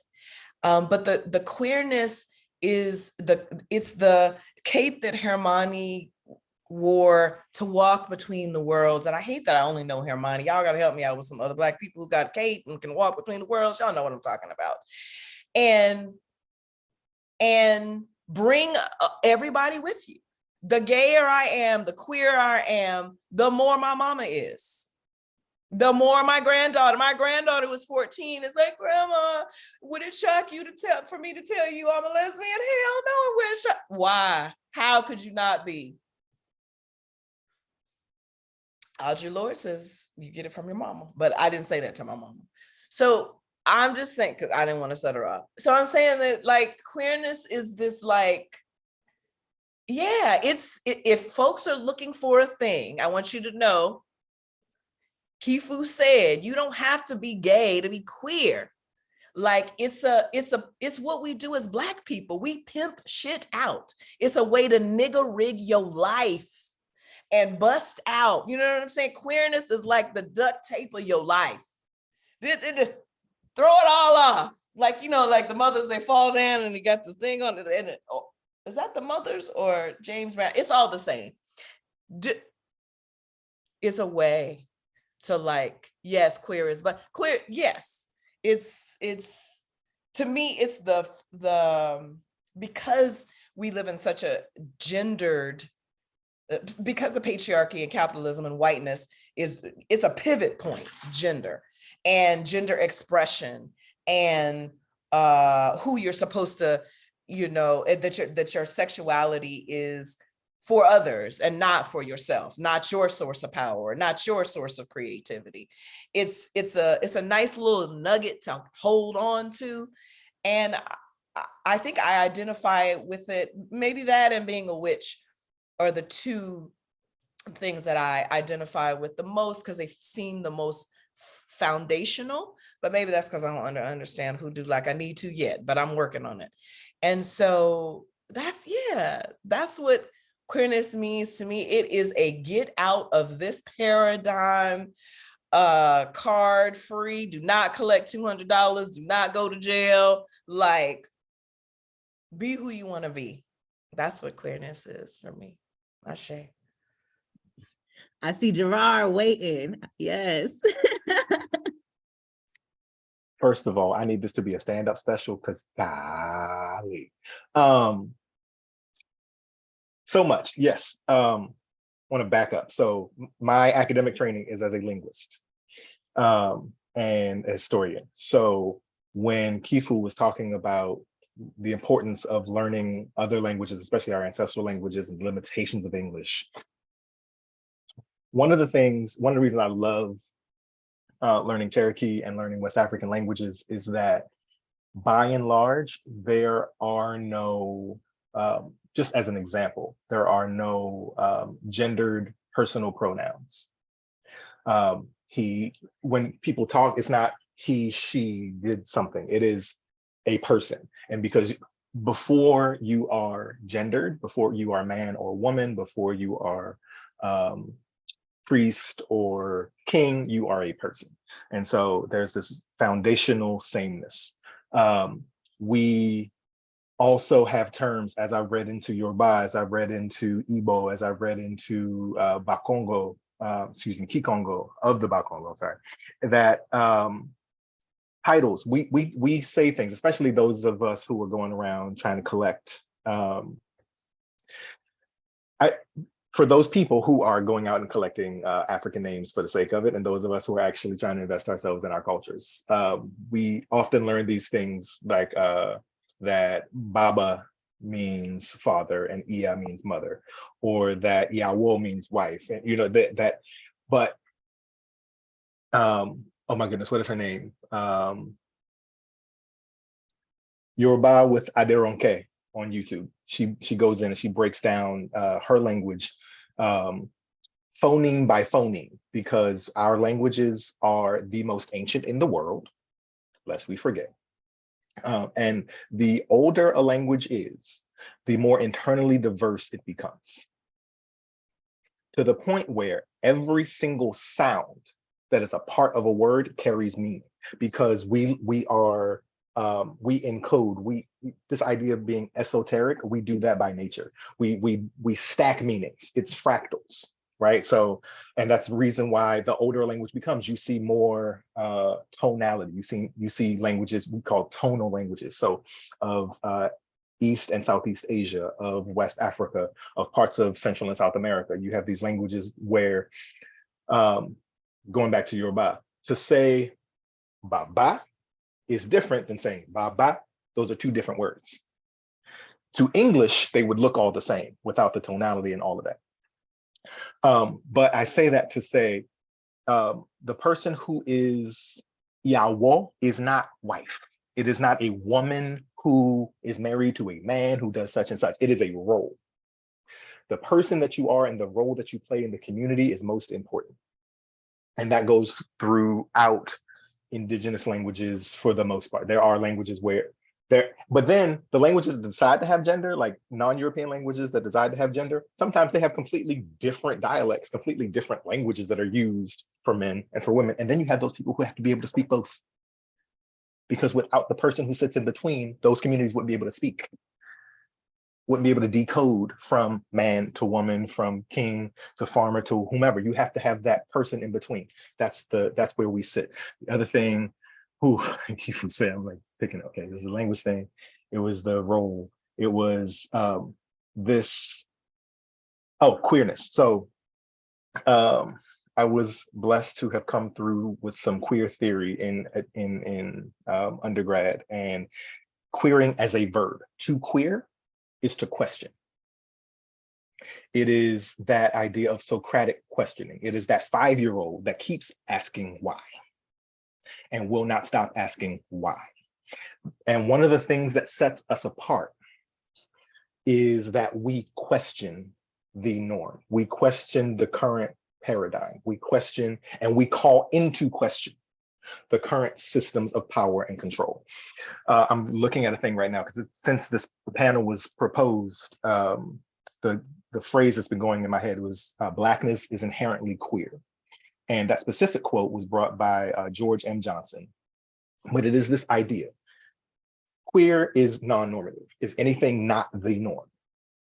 So if you are not in this current society, a rich, generationally rich, old, white, cisgender, heterosexual, Northern European man, you are queer. Your existence is inherent, is by nature, by definition. And some people have, I've gotten into arguments with certain people about who are uncomfortable with that idea because they're like, well, those people aren't the norm. Yes, within the current structure, we can talk about revolution. We can talk about the paradigm shifts necessary. We can talk about Afrofuturism. We can talk about Afro-Pastinism. I don't know what to call it. But right now, right here in this shit that we got to deal with, if you are not that standard, you are other. You are inherently other. And holding on to your otherness, refusing to relinquish that which makes you different, is you holding on, is you owning that difference. And the more you own it, the more queer you become, and the more you are empowered. Queerness is a superpower, this idea of questioning, of not just being led by the nose, of, the old folks say, you got to follow the money, well, and the questions that I ask people when they talk about systems, whether it's monogamism, whether it's heterosexualism, whether it's cisgenderism, I go, who does it serve? Who does it? Why are you doing it? The two questions I ask people: why are you doing it? Or why are we doing this? Why are we being asked to do it? And who does it serve? If it don't serve you, like Kifu said, let it go. Release it. Because if we can have, and I'm gonna loop this and I'm gonna stop. If we had ancestors who were enslaved, who from the moment that they walked out of their cabin or barrack door, no, excuse me, from the moment they lifted their head from that mat to the moment they laid it back down, their time was controlled by someone else. Their labor was controlled by someone else. Often their procreation was controlled by someone else, right? All of this, talk about this, the means of production. You think Marx got that shit wrong. Anyway, if those people suffering that much abject oppression could still maintain a knowledge of themselves, a part of themselves that they knew that the system could not name, could not keep, could not control, could not hold, that enslaved, they would say, before I'll be a slave, I'll be buried in my grave. That is queer. That is saying, fuck no. Excuse me for all the children and elders in here. That is saying, no, we shall not. And the last thing I'll say on we didn't have language that separated men and women and heterosexuality and homosexuality because everything was everything. You do it, if it ain't hurting nobody, it feels good to you, if it's right with your spirits, go forth. There's this, also this sick notion that if we can't find it in the history as written and recorded by our oppressors, that it didn't exist historically. It's the same thing they do with the animal kingdom. Well, it's unnatural because you don't see animals. Yes, we do, because the further science goes, the more they continue to catch up with indigenous people. So for those of us who may fall between some lines of, not necessarily a Kinsey's 1 or 6, right? We're not totally heterosexual, totally homosexual, not totally quote unquote man or quote unquote woman. You may have I used to say I was agender, but then my ancestor told me, what you are, the name for it has been lost to time. The term for what you are, the role that you the role that you carry, the thing that's on your head and in your heart, we no longer have the language for. But that doesn't mean it doesn't exist. And your ancestors know it, and your great great great grandchildren know it. And the more we approach it, and the more you release those isms and those necessaries and those shoulds, like people said, they went through the whole life, had the husband, had the kid, did the whole, right? We work the corporate job, we do the whole thing because somebody told us to. Release it. Anyway, thank you. Oh my God. Oh my God. I'm having a hard time speaking because I just want to shout and I just want to scream. I want us to take stock of the fact that right now, and the chat is blowing up right now because we are feeling some type of way right now. This is what queerness does. It releases so much oppression. This is queer. This is the energy. This is the magic of queerness. When we talk about, oh my God, thank you so much. When you talk about what, like queerness being magic, when you talk about like the gatekeepers, the oracles, that's what it is. When Gerald said that, I was so glad that you talked about this as far as the language of our ancestors. They don't have the gender nomers and things that unfortunately we are stuck with in American English. They didn't have these kinds of things to hold them back. Everybody had a role and they were in that role. It didn't matter what you were a person, you had a role, that was it. So my heart is really full, and I need people to understand also that the idea that most people have of queerness is informed by white supremacy, period. Because queerness is not it's not a nasty or shadowy or thing that you need to be kept hidden. It is a birthright. It is a knowing. It is freedom and liberation. And all of that ties back to Hoodoo, all of it. Hoodoo is queer as fuck, period. And the way we can move forward as a community is to accept the fact that the things that the oppressors have taught us are lies, and to move forward together in the knowledge of our ancestors, which is the truth. It's just the truth for us. We don't fit in these categories, in these boxes. We're not supposed to. Thank you so much for saying queer. Questioning is queerness. Like, and the idea of queerness being a verb, queering being a verb. It's, how many of y'all are excited right now? How many? All y'all. It's gay as hell in here. And it's awesome. There is a level of, there's a boundary I feel like I released when I realized I was queer. There's a level of when I finally accept, because I also, Kifu, didn't really accept my queerness until I was in my 30s. And after I had my first child, actually. And And when I opened up that portal, that part of myself, I realized how much of my life I had been doing for other people. And to accept my queerness, to accept the fact that I'm not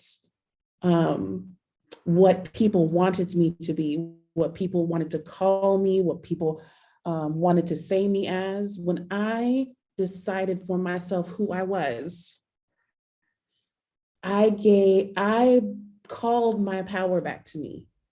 I know Audre Lorde has, I don't remember what the quote is. She says, like, you have to name yourself so other people don't do it. But it's true. You have to take that power back. So anyway, I'm so excited. I want to make out with all of you. Not, I mean, kind of, but like, not really, but also kind The feelings mutual, Samar. Look, We need to start wrapping up. Y'all can come to medicine ball. It's a whole lot of space. Listen, I'm already planning the trip. Like you were talking and I was planning, like, when am I free? Gosh, I'm just so full. Like, I've just been here I've been rocking, wanting to shout, wanting to get up and dance, wanting to stomp, wanting to run around my living room, or like, wow.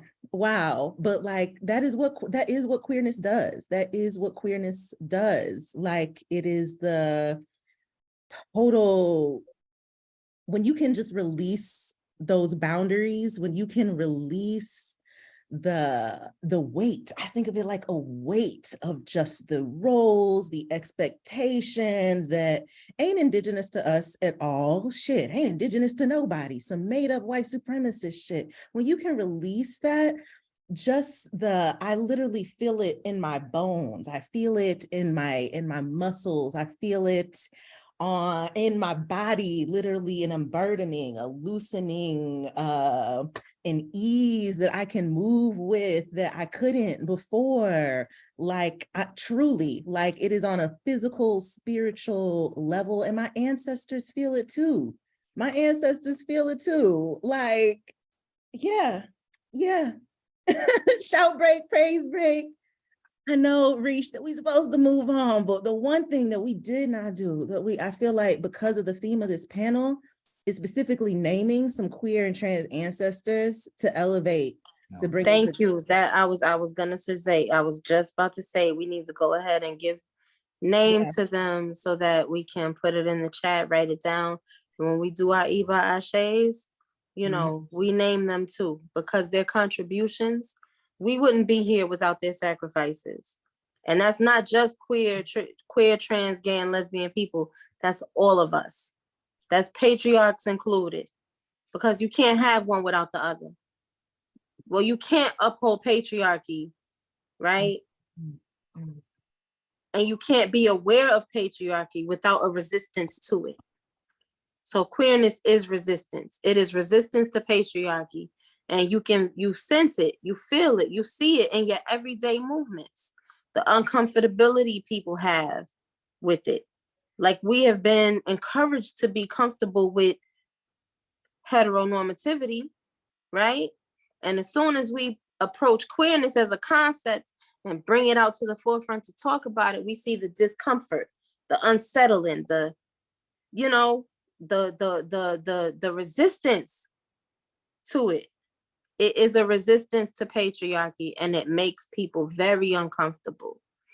So I am so happy and so pleased and so grateful for all of y'all participating and being present and saying what you needed to say from your perspective, because I'm pretty sure everybody here, whether they are queer, straight, or otherwise, felt it in some way, whether they were resistant to it or they listened and gathered something useful from it that they could apply to themselves, right? And that takes openness too, to say, let me listen and see what I can apply to me or what I could throw away, instead of just saying, let me just throw it all out because it don't make no sense to me, or or y'all should go off on your own. Like, maybe we should figure out a way to understand each other, because we at some point are going to need each other.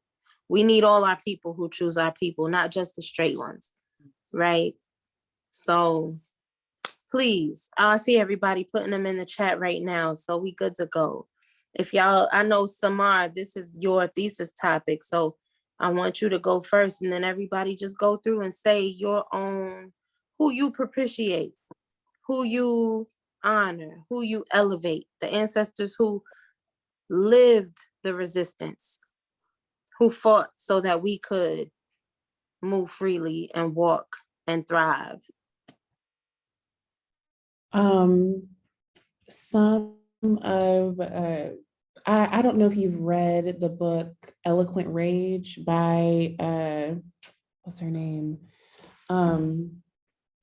What is it? Brittany Cooper. There's a quote that she has in her book that really that gets me every single time, and it's and she's talking about loving Black women specifically, but she says, and loving women deeply and unapologetically is queer as fuck. It is erotic in the way that Audre Lorde talks about eroticism. It is an opening up, a healing, a seeing and being seen. And so when I think about, everybody's like talking about being a womanist or being a feminist, we're talking about that divine feminine, making that a priority in our life, giving honor and respect to Black women, Black femmes. Me putting that in my life in the forefront keeps me focused on what is truly important, was my calling, everything. Because Black women and femmes are constantly either over-sexualized, desexualized, mocked and whatnot. And elevating the Black femme, the Black woman, is something that needs to be, especially in our community, taken more seriously. It needs to be a part of what we do all the time. One of my favorite femmes is Audre Lorde. And I also, you see all these, they're writers, James Baldwin. I mean, I know maybe Toni Morrison was married to a man, but y'all ain't gonna tell me Toni Morrison. And I think any of our ancestors that elevated Black women, any of them, I just feel like that is a very important part of our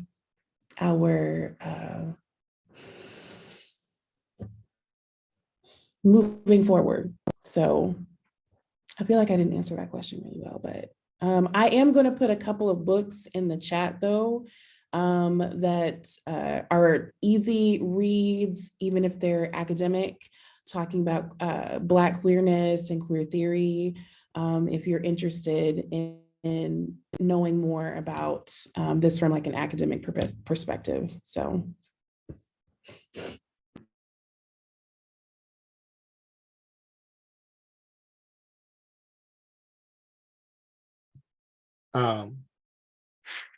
I have a name. I just went to, but for my Ifa Orisha practitioners, a story that comes to mind is the one where Oshun had gone away, and Obatala went to ask her what she could do, what would happen, how could they convince her to come back and to heal the world. And baby as she was in her belly. And it's, well, if this child comes out as a boy, then I'll bring the world back into health and richness. If this child is born as a girl, y'all screwed, sorry, I'm done. And that in conversation with the child with Oshun and with Obatala, that the child decided how to present, how to embody, and that child's choice was a gift to the world. That just came to my mind.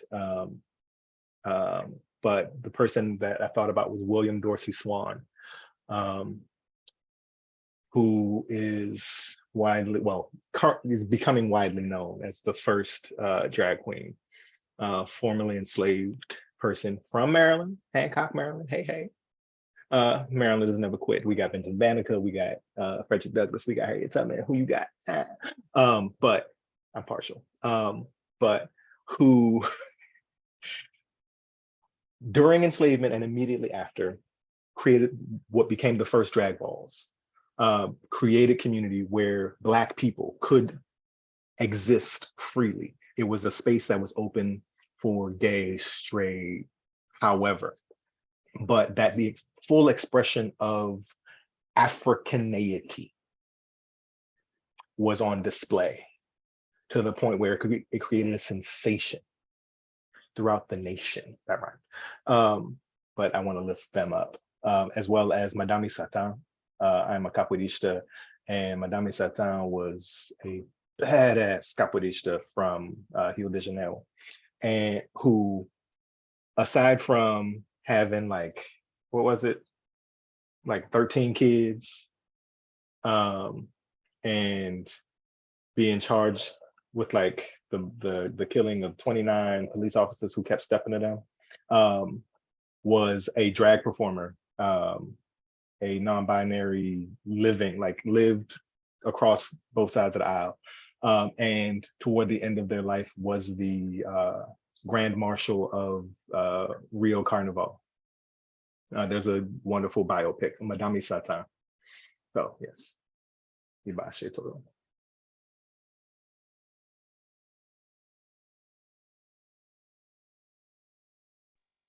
Thank you so much, y'all. I really appreciate, honor, and respect your perspectives, ideas, and insights into how we can move towards a more balanced future. You are our future. Queerness is the future. Queerness is now, and we have to find a way to make sure that we are honoring all the principles that bring us together. So thank you so much. I appreciate y'all, and thank you for your time. And we're gonna go ahead and transition into the very last, continue in the chat. We're gonna transition into our last conversation of the evening or the afternoon, entitled Conjure Ben Matriarchal. What a matriarchal Hoodoo community looks like in a post-patriarchal world. And as Joy said last night, we don't really focus on it because it's become very boring to even discuss. We all need each other. We can't make it without each other. We can't make it without our women. We cannot make it without our men. We cannot make it without our transgender people. We cannot make it without our queer people. We cannot make it without our children. We cannot make it.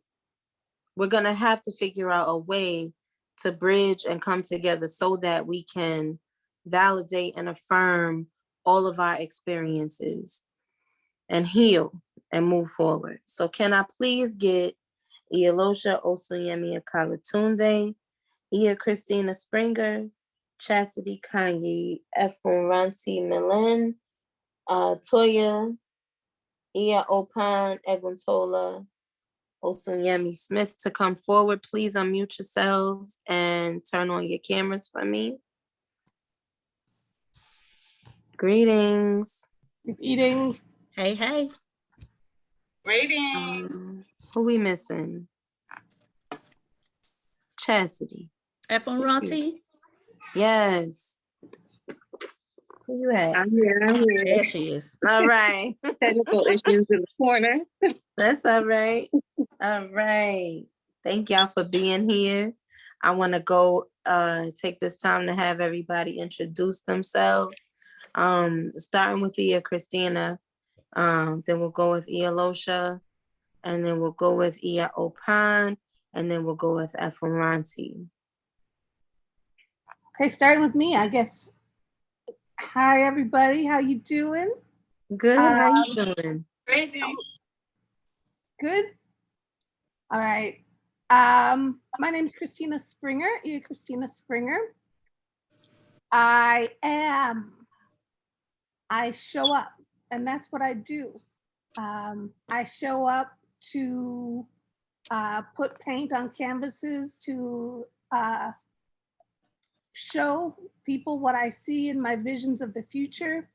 I show up to put words on paper that occasionally get published so that people can read about the things I've been asked to say. I show up to raise my children. I show up to be a loving partner. I show up to be a good daughter. I show up to be a grandmother of 3 lovely humans. I show up to run a business where I try to call into the present some of the future that I see through the patterns that are given to me to put on clothing and towels and all kinds of things. I show up and I do what I'm asked to do, and it takes many different forms. And I show up because the spirits, because the Orisha, because my guides, because my ancestors all ask me to wake up every morning and show up and be as unpresentable as possible. And by unpresentable, I mean not in the present.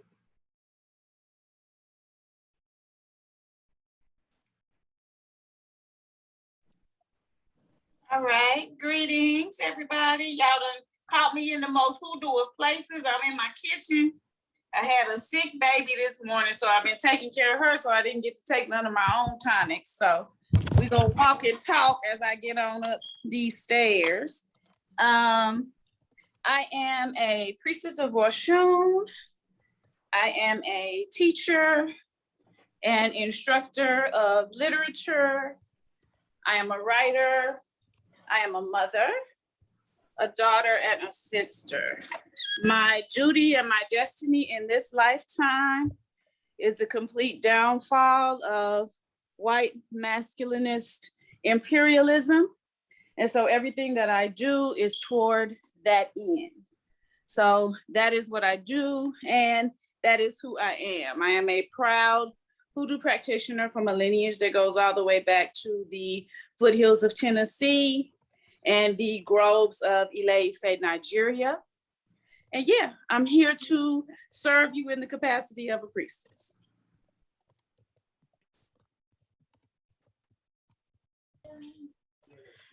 Hello, Happy New Year, everybody. I am a whole lot of things, but because we are now on a panel about matriarchy and about hoodoo being matriarchal, I'm going to name my mothers. So I sit before you as the spiritual daughter of Ialosha Oshunyemi Kalatunde and the spiritual granddaughter of the Ialosha Shango Eniola. I sit before you as the daughter of Brenda and the granddaughter of Mary and Ida and the great granddaughter of Phyllis and Bertha and Annie and Thelma and the great granddaughter of Eva and Emma Jane and Betsy and Carolyn and Wordie and Naomi and the descendant of Annie the Elder and Hester and Rachel and Louisa and Louise and Elsie and all of the mothers whose name I cannot call, but who knew me and know me still. So I stand as their daughter, and there isn't any other title that's more important than that.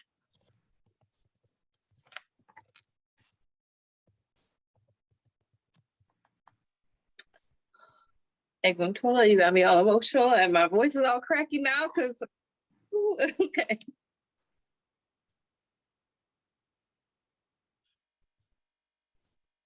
There's a power in that, right? There's a big power in that. Blessings, everyone. My name is Chastity Efuranti. I am an Iyawo of Obatala. sitting on this panel with my god siblings and my illustrious godmother. I come to you as a daughter, a granddaughter, a divine manifestation of a mother that has opened herself up to be a portal to divine beings, and a representation of a collective energy of the maternal lines that flow through me and I flow from. So greetings to everyone.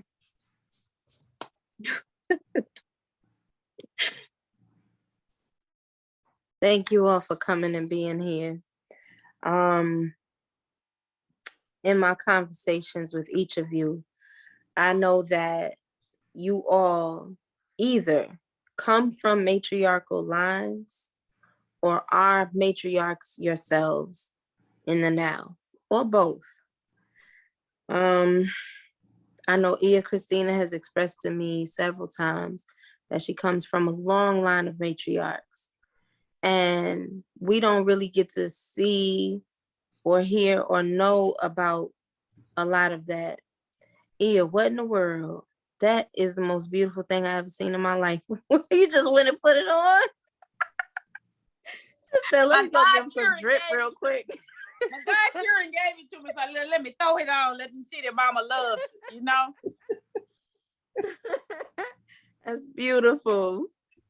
No, I wanted to say I'm very inspired by each of these women because I know how difficult it is to find your way, and how long it takes, and how difficult it is to kind of carve out your identity and your space as a powerful, sovereign being within your nuclear families that you grew up in, within your marriages, within your relationships, within your friendships.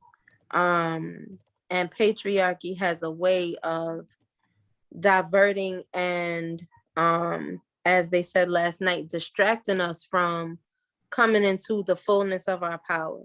And this panel serves as an opportunity for us to discover what that looks like as a woman, to decide, I am not the feminine that patriarchy says I am. I'm the feminine that matriarchy says I am. I am the agent of destruction and chaos that makes way for creation, right? If I'm the feminine principle and I destroy, I make way for the masculine principle to come in and build and create, right? So that's what we're going to be talking about here. So my first question for the panel, and I'm not going to tell you how to answer in what order, just whoever got to say something, go ahead, hop in. Okay. What was your own personal experience in a matriarchal family? How did it shape you?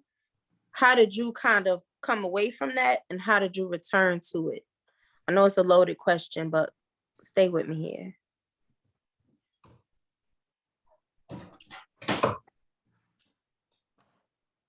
I guess I'll jump in.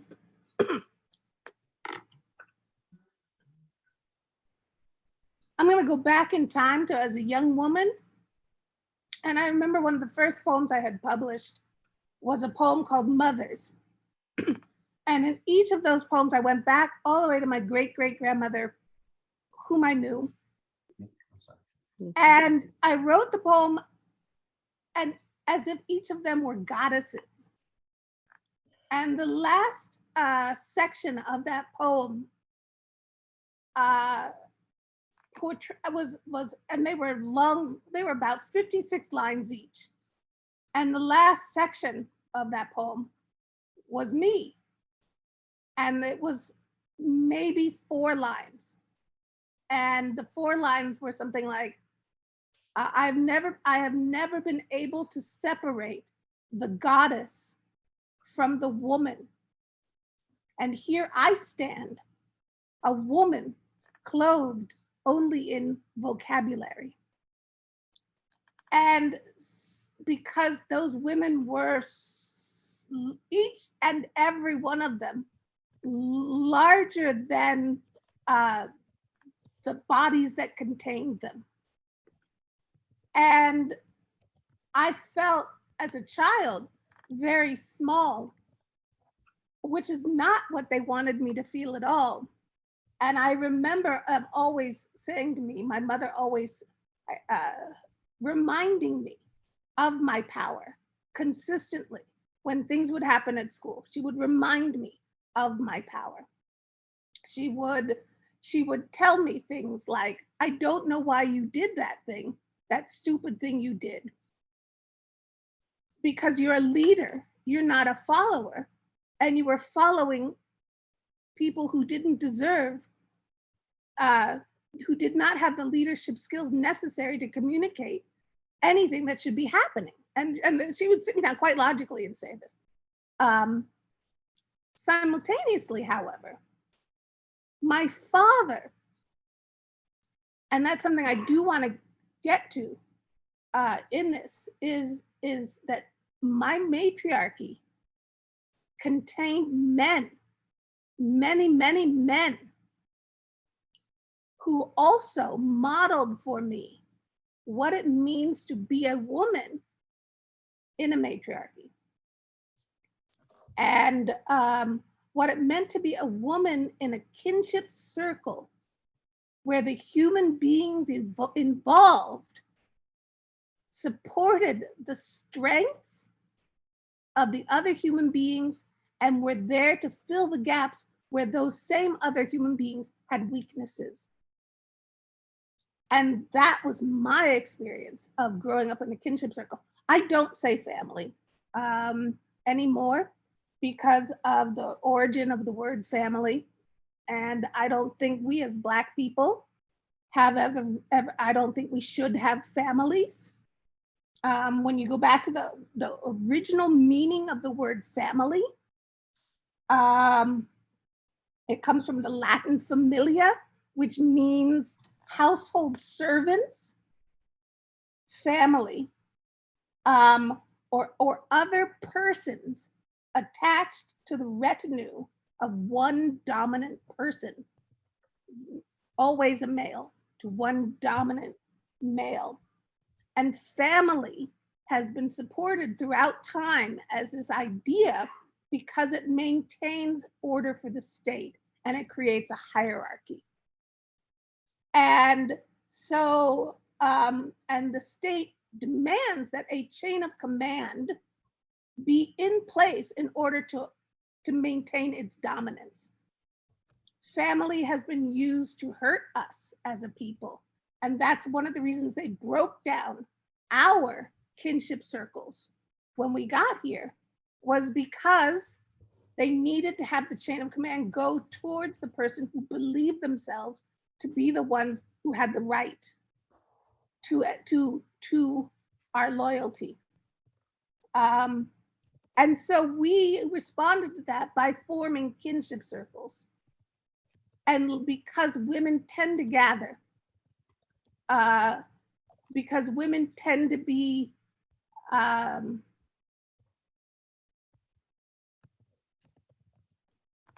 ones who reach out to form groups of people to share responsibility, we created kinship circles by which women were largely sharing power. And this broke down over time as we moved out of as we were engineered out of strong communities one way or another, whether it was by jobs in the North or whether it was by urban renewal or by any of the other means that they have engineered us out of being in community. We, as Black and Brown people, have always lived in kinship circles. We have never lived in families. And and I bring all this in because I would like to say that my understanding of this is by and large due to my father and his love of Latin and all of the sweet, soft, and tender moments we had talking about growing up as a strong and powerful woman, which that was expected of me by all of the people in my kinship circle. There was an expectation to move through the world in command of whatever I needed to be in command of, and or supported when I was not needing to be in command of anything and in need of support. So that's what it was. And I can talk a little bit more later. Thank you. I have to piggyback off of you, Christina. Thank you so much. Completely agree. And will forever be using kinship circle and throw it off in the dissertation too. Gonna make it work all the way around. I completely agree with that. That was my experience growing up in a matriarchy as well. Coming from a long line of very strong, very powerful women who were the focal points of the community. With my great grandmother being one of the Black midwives, and her sisters being the fortune tellers and kind of the hoodoo women of the community. So growing up in that way, as Ia Christina is saying, you had the support of everyone. Nobody was in opposition to the matriarchy. I still find it strange right now when anybody says that they oppose the matriarchy, because my growing up in a matriarchy meant that I grew up in a group of people that were very well taken care of by very well resourced, strong Black women, big Black women. I mean, big in body and big in personality, huge beings. And these entities took care of everybody. So where I'm from and in my family, everybody loved the matriarchy. Everybody adored the matriarchy. There was no back and forth. There was no question. When my parents divorced when I was 2, there was no question that daddy was going to continue to take care of us and mama as though they were still together. When he married my stepmother, nobody wondered if he was going to continue to take care of us and continue to take care of my mother. It didn't even cross people's mind. I did not know that it was a possibility until I moved away and got divorced, and it didn't happen. I didn't even know it was a possibility because everybody held you responsible and nobody was going to allow you to fuck up the matriarchy. It just was a thing that didn't happen where I was from. And the spiritual component of that was, the hoodoo component of that was that there was a heavy, serious, damning repercussion for not taking care of the big, powerful women in your family. It was just a thing not done. It was just a thing not done. And even the way that I dated, even the way that I was courted, that actually was guided by my father. And it was guided by my father because he knew me. So if y'all ever hear me say, niggas ain't shit, my mother would never say that. But my daddy said that to me my whole life. Don't be out here playing around because niggas ain't shit. That kind of stuff was guided by my dad. The way that I know, you don't mess with that, you don't go over there, you don't be in a car full of these kind of people. If it's not, all those things were guided by my father. And that was still within that same matriarchy. And whenever I get off of that path, whenever I am engaging with a man that I know my daddy would not, today, I'm 53, today, if my daddy would not approve of him, I'm still ashamed. I'm still sneaking. I live 12 hours away from my daddy. And still, if it's not a man that would meet my daddy's approval, I'm like, I can't never let daddy find out. I let this dude take me out to dinner, right? That was guided. That part was guided by the man under the mantle of matriarchy. And matriarchy meaning it is mother and child focused, right? That's why I always use the term gynocentricity, gynocentric, because matriarchy, people done tainted it. And they got us out here thinking that it was the same as a patriarchy, meaning that somebody was being oppressed, somebody was being stepped on, somebody was being used. No, it was gynocentric. It was mother and child focused. And everybody put their emphasis on the mother and the child and making sure that the mother and the child were doing well. And nobody was allowed not to. People were not allowed not to. And you would not even deign to think that you weren't going to do it. This was everybody's goal and role in the community. So growing up in a matriarchy made me the person that I am. It gave me the ability to be the mother of 6 children, to homeschool children all the way into college, to teach Afrofuturist literature in the middle of South Florida, right? It gave me the ability to do all these things because just as Ia Christina said, weakness was not something that your family expected of you. And when you did something that they deemed weak, they were shocked. Why are you doing that? You're the child of this person, this person, this person. Very similar to how Opan just laid out. I'm the daughter of so-and-so and so-and-so and so. That's what my daddy and my mama would do when I allowed somebody to make me feel small. They would remind me. And if you've taken any of my classes, you've heard me say for my whole life, my mother said, whenever you're scared, even when you're having a nightmare, call on Big Buddy. That's my great grandmother, right? She said, everybody's scared of Big Buddy. They scared of Big Buddy in the spirit realm, right? So even to today, in my house, if a haint is riding you, and y'all got a new name for it. What y'all call it now? Sleep paralysis. That's what y'all children be calling it. We call it a haint riding. And so even today, I've taught my children when that happens, you call on Big Buddy. Because my whole life, that's what we did. We called on Big Buddy, and Big Buddy would make the haints go away. When I was having a problem with one of the professors in my master's program, she was claiming that I didn't know how to write and I was a terrible writer, just saying all manner of foolishness. And then she wanted to meet with me. And that's who I brought in the office with me. I said, Big Buddy, I need you to walk up in this office with me. And when I opened the door to her office, the woman started apologizing. So that's what the matriarchy is to me. That's how I grew up. You know, the exact line and the exact strong entity that pushed you into this world. And that strong, big, Black entity that pushed you into this world imbued you with all this power. And you have access to that.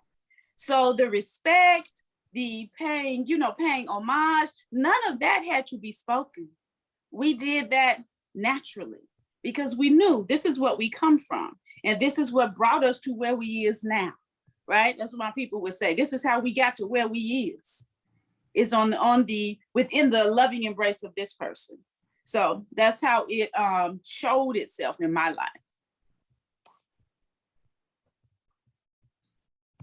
Well, I'm sitting here in awe of my elders. But so one of my roles in the community is storyteller, right?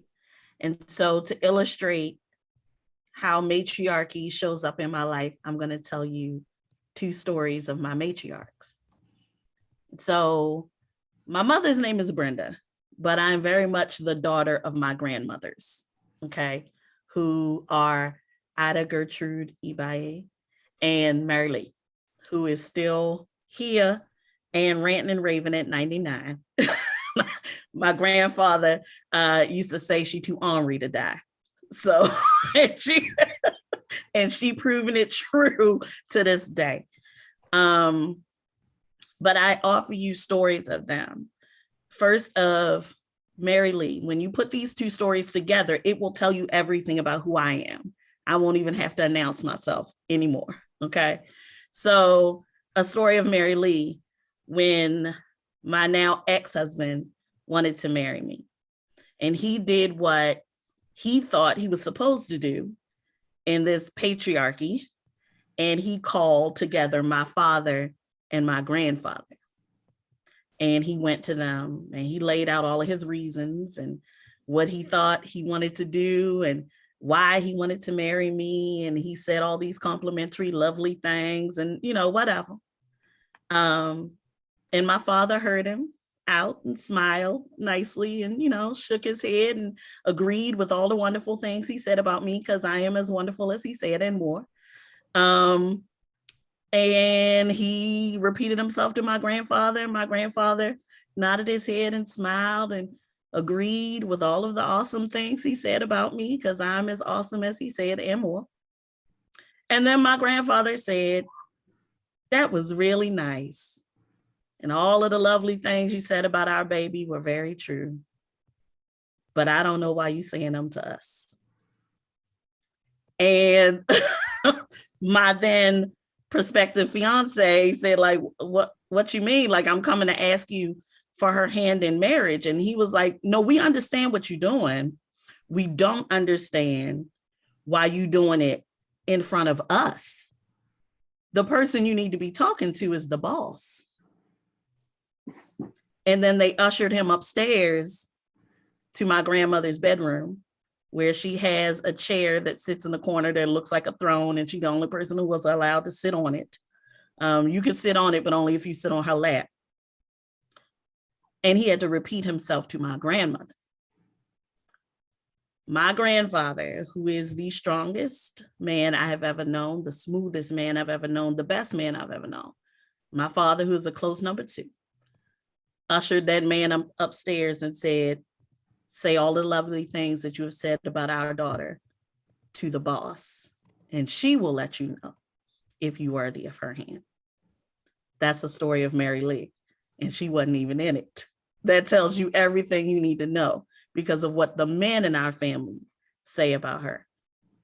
A story of Ida Gertrude, who is my mother's mother, Ibaye Turum, had 7 children, did not like it, did not really like being a mama, but she did it because that's what you were supposed to do. And she raised her children into adulthood. And when her youngest child became an adult, she said, I don't intend to be anybody's mother or wife anymore. And she left my grandfather. All honor to Granddaddy George, who I loved very much. But she stood up and she walked out of that house. She left all 7 of them kids and that man to figure their life out. And she went and got herself an apartment.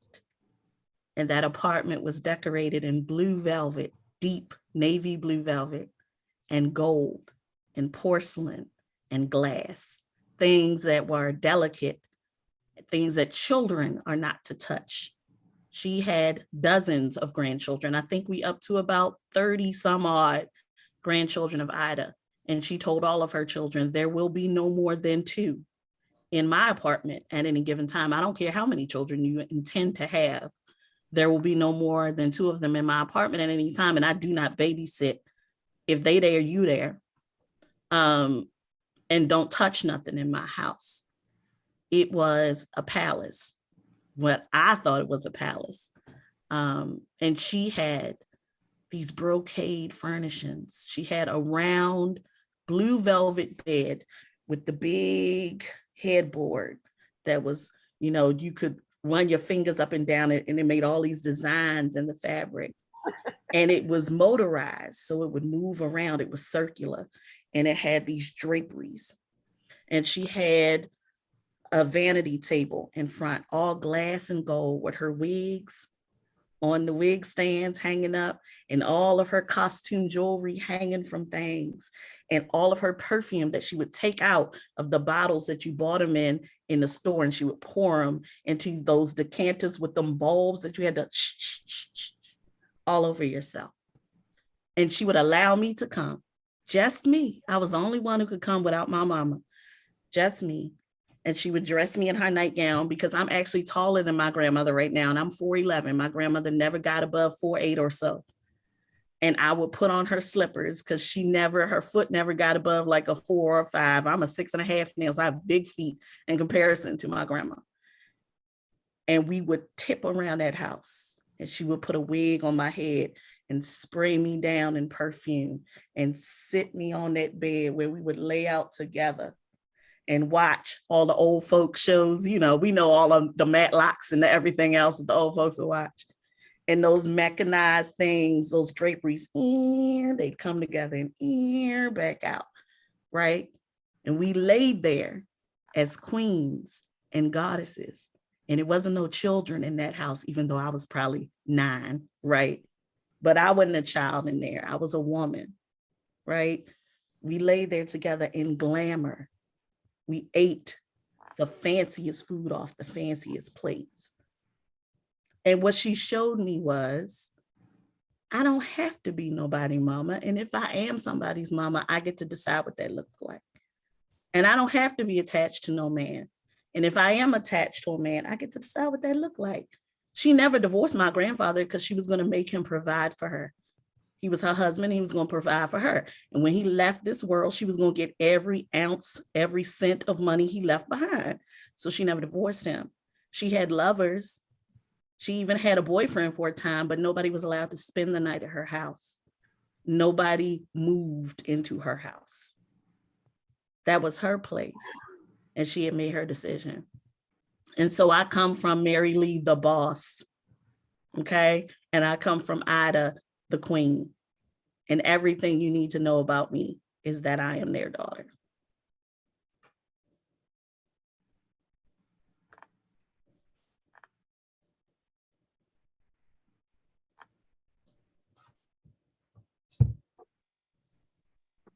Well,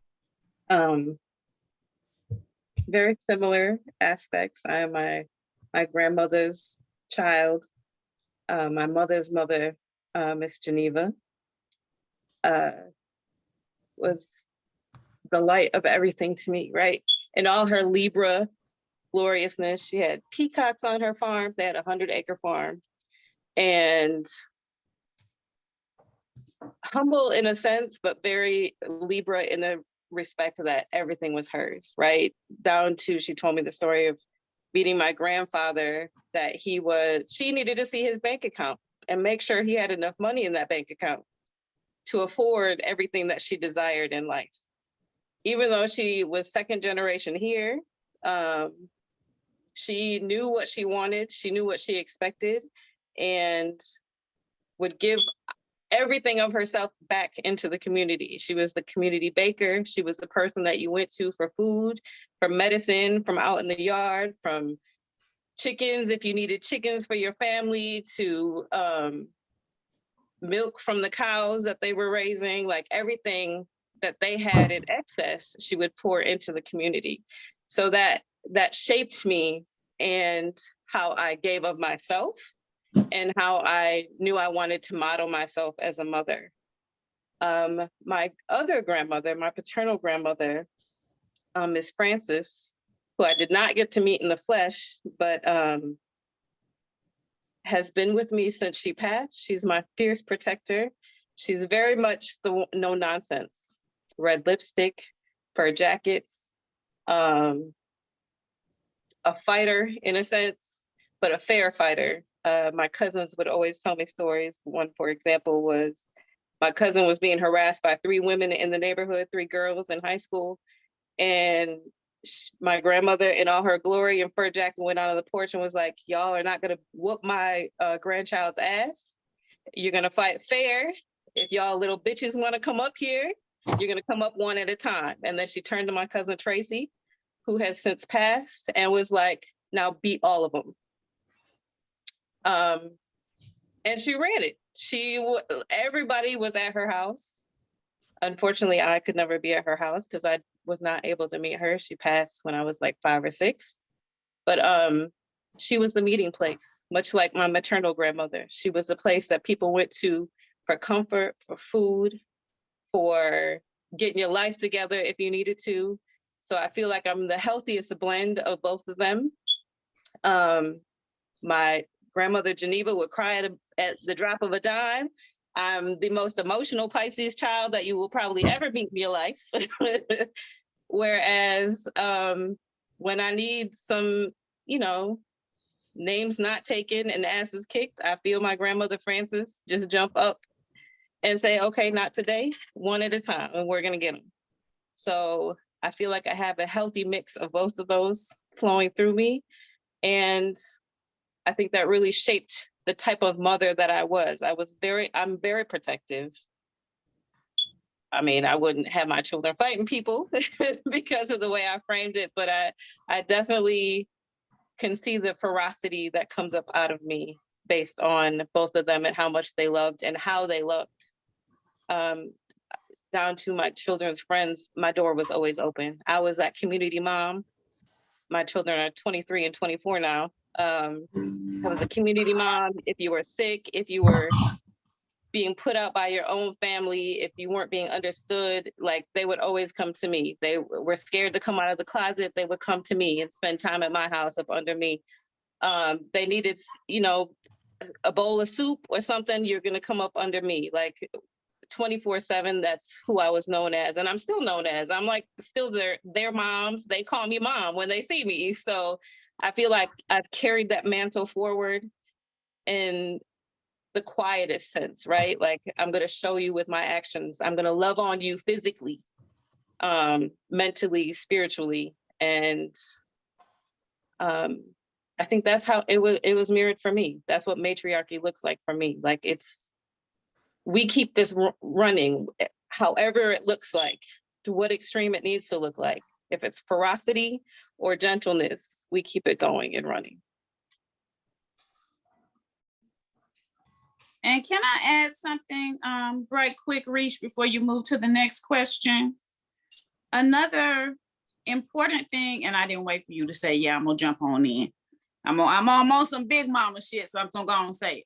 But another thing that was very, very integral to our Hoodoo matriarchal community where I was raised was how we cared for those who were suffering from mental illness.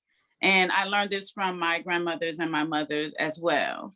And we did have people that had, I'm not a doctor, so I can't diagnose. Everybody had a place to sleep, but people's mental illness did not always allow them to be in the house with their family during the day. So we did have people that would wander throughout our community. We were to make sure that they stayed in the Black community. They didn't go out, you know, on the other side of the tracks, what it's called where I'm from, over where the white folks could harm them. But so we were to make sure that they stayed within those borders. And also, if they came up on your porch, your grandmothers and your mothers taught you, then you fixed them a plate of food and you made them sit down and eat it. You washed them, made sure they ate the whole thing.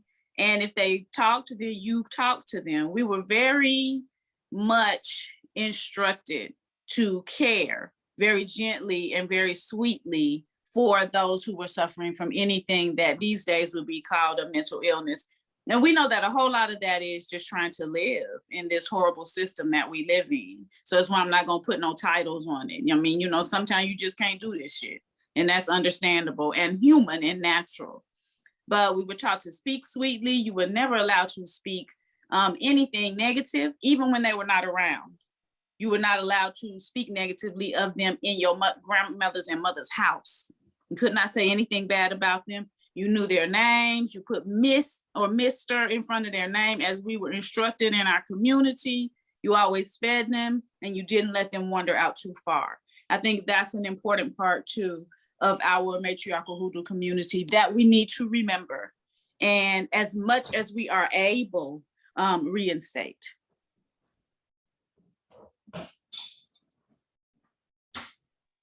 Ashe. Thank you, Ia. You know, you don't never have to ask me, can you jump in? You always welcome to hop in and say what need to be said. Y'all, I hope everyone got what they needed to get because we have just a few minutes left for the rest of the conference. And Ia, right after this at 6 o'clock is doing her reading of the year. And I want to make sure that I cut this so that we give everybody time to regroup and prepare, get your notebooks and your pens, because you're going to want to take notes, okay, to get the Odu for the year, get the information you need to move through what the general energy of this year is about to be. And there's no one whose reading of the year I am ever going to listen to, because the accuracy and insights that she has are unmatched. Is there a link for that? Ia, I'm gonna have you, as soon as I ask this last question and we close out, I want you to go ahead and I'm gonna leave the floor to you. Okay. I wanna ask each of you, how can we transform? Because we all know that we are matriarchs, right? We know that we are, but I know for me, growing up in very heavy, intense, oppressive, patriarchal conditioning, it's very difficult for me to see where my place is in a matriarchal paradigm. How do I create that within my own family system? How do I encourage my children, both my son and my daughter, to be comfortable with the matriarchy, which they are because I'm their mother. They see me as a powerful figure in their lives. I'm the one they come to when they want to feel better. I'm the one they come to when they want to eat. I'm the one they come to for everything that they need, right? They go to their father, of course, but mommy is the one, right? And that's, that's how it is. So how do we grow and transform into our full and whole matriarchal selves from y'all's experience and perspectives?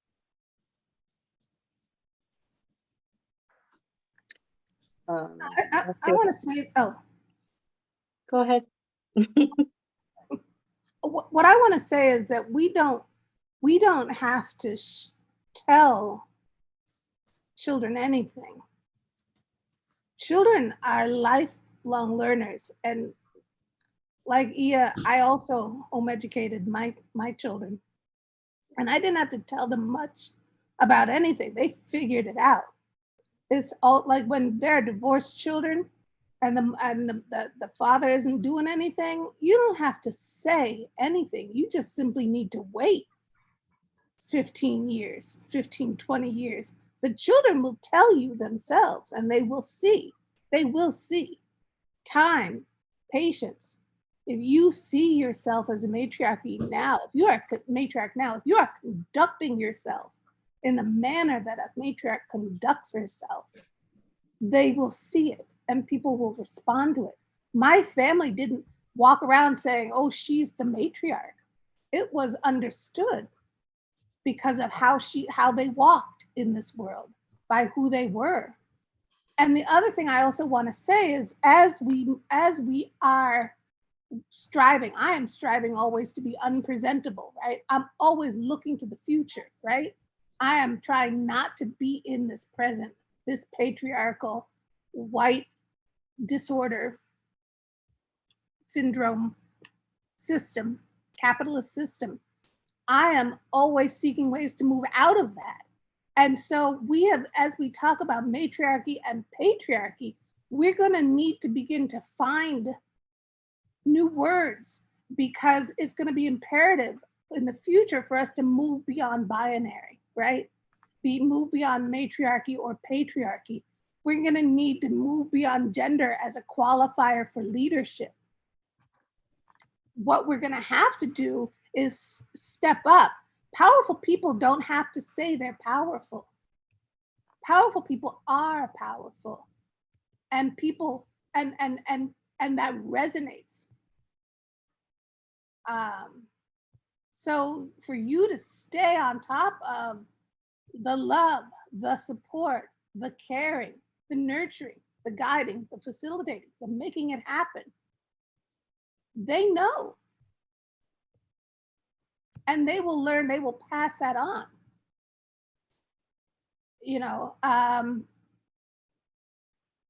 Thank you. And I'm gonna flow with that because we were very much on the same wavelength with that. So for me, it was breaking the notion that my mother limited herself to, because when she married my stepfather, she erased her own power to be with him. And I knew from a very young age, I wasn't going to assign myself that. So yes, I have 2 children. I'm also a lesbian. I was married for a year to a man and came out and have been out for those 24 years now, 23 years. So for me, it was very important not to put constraints on gender in my household. That power and fulfilling that power was not conformed by identities that this system has assigned us, right? So it was very important for both of my children, one who identifies as a man and one that identifies as a woman, both who are very free-spirited, to know that they can do whatever they want. They can present themselves however they want, as long as they are not harming themselves or harming other individuals, that the world is theirs, right? And how they want to present that. So I have a Virgo son that is very nurturing and caring and critical, as Virgos are, but also an environmentalist. And the Papa Duck or Mama Duck, as you would say. And I have a fierce warrior Aries daughter that would be very fierce in her approach to parenting. So again, undefining those places of we have to assign this to this, and giving them that freedom to explore that, and knowing that this is a safe haven that I'm presenting to you, right? I gave myself as that portal to be that safe haven for you, and I'm going to continue to be that portal of you relearning and relearning yourself in whatever aspect that comes out of as. So yeah, it's definitely, I think that's the power to be had, and sharing that with your children, or whoever your children, birthed or not, right? Birthed or not. I think that for me, the best way to gift this to my children and to gift it to my godchildren, to my Eli, to the people that I meet, is to make sure that I am always being, fully being. It's just as simple as that, with no restrictions, no strictures, and no oppression, and never feeling like I have to shrink myself. And then allowing others to fully be, and not judging how they be, not judging the being of else. And that is a thing that motherhood taught me, you know? So Everybody, excuse me, Ia, 1 second. Everybody else, please mute your microphones. We at the closing. I want to make sure we come out with a smooth transition to the end. Please mute yourselves. Reesh, I think you can go, you can go to people's names and mute them if you need to. I can? Yeah, Okay. as the host. All right. Let me go check. All right. Thank you, Mama. Please proceed, Ia. okay, so give other people permission to be. When I was in the African-centered community from 1990 on until I divorced my second husband. And the biggest regret that I have, because I refuse to live with regrets. I don't do regrets. I do what the fuck I want to do, when the fuck I want to do it. And that way I ain't got to regret shit. However, the biggest regret that I have is the ways in which I allowed that community to make me force my children into boxes that they didn't want to go into, and make me force myself into boxes that I didn't want to go into. So what the matriarchy re-gifted me with, because this was, what my mother had given me, this is what my grandmother had given me, when I turned back to the matriarchy, what it re-gifted me with was that knowledge that everybody know who they is. I can give birth to somebody, I can grow somebody inside my body, I can push somebody out. I don't know who they is, they know, right? Our tradition teaches us that your head knows. So give everybody permission to be. If they don't want a title, don't put the title on them. If they don't want you to call them this, don't call them that. If they don't feel like going to this particular school, getting this particular degree, come on, children of immigrants, y'all don't hear me though. Come on, children of poor parents, y'all don't hear me though. We ain't got to get that particular degree. Everybody ain't got to be a doctor, lawyer, engineer. Let people be. Let people be, right? And when you give people that gift of being, just do your thing, be what you came here to be, then we are able to not judge each other as much. We are able to love each other more. And we then are able to fully be. And a fully realized person is a person who is always going to be in complete opposition of this wickedness that this system has. And so we're always going to be fighting it and always going to be victorious. So give people permission to be, and don't get into any system or any organization that requires you to define people in a way that they ain't comfortable with, or force people to do shit that they don't want to do, especially your young folks, right? Especially your people who are fragile, especially your people who are marginalized. Quit doing that to people. That's not our culture. People will say, that's our tradition. It's not. That's the tradition of colonialism, right? Quit doing that. Let people be. To piggyback off of my godmother there, when folks say this is, this is our tradition or whatever, when I talk to people and they ask me about, how I build my life or what I do with my life, etc., I tell folks I live a very Black life, and I live a very Black life on purpose. Because those are two things, right? You can purposefully live a very Black life, right? I do it on purpose. I create a very Black life. I create a very Black environment for my child. And so I haven't had to really do anything. We were living a very Black life in a very Black community intentionally. And it has just always been the very Black way to be. Like, this is just the Black way to be, is the honoring of your mamas, the honoring of the matriarch, the centering of your mother. There is no Orisha like mother, as my godmother has taught me over and over and over, right? There's no God like mama. Mama was your first God that grew you, created you, birthed you into the world, warmed you, kept you safe, kept you comforted, fed you from her body. You didn't know any God before your mother. And so that's what I was raised with.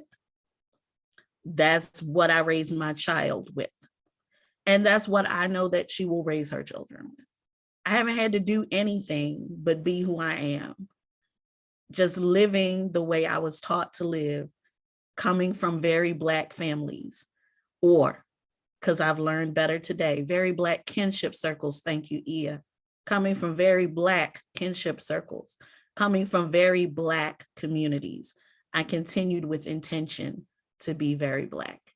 And so when you do that, all honor and praise is due to mother. And that just happens naturally.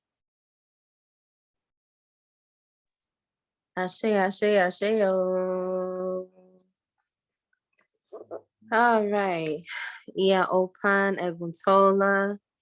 Ia Losha Osunyemi Akalatunde. Ia Christina. Ia Efunranti.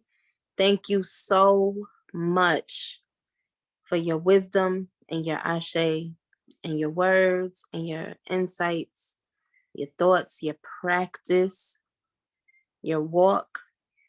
I strive to move through life with the charisma and confidence and sureness of self that you display and that you exemplify for all of us.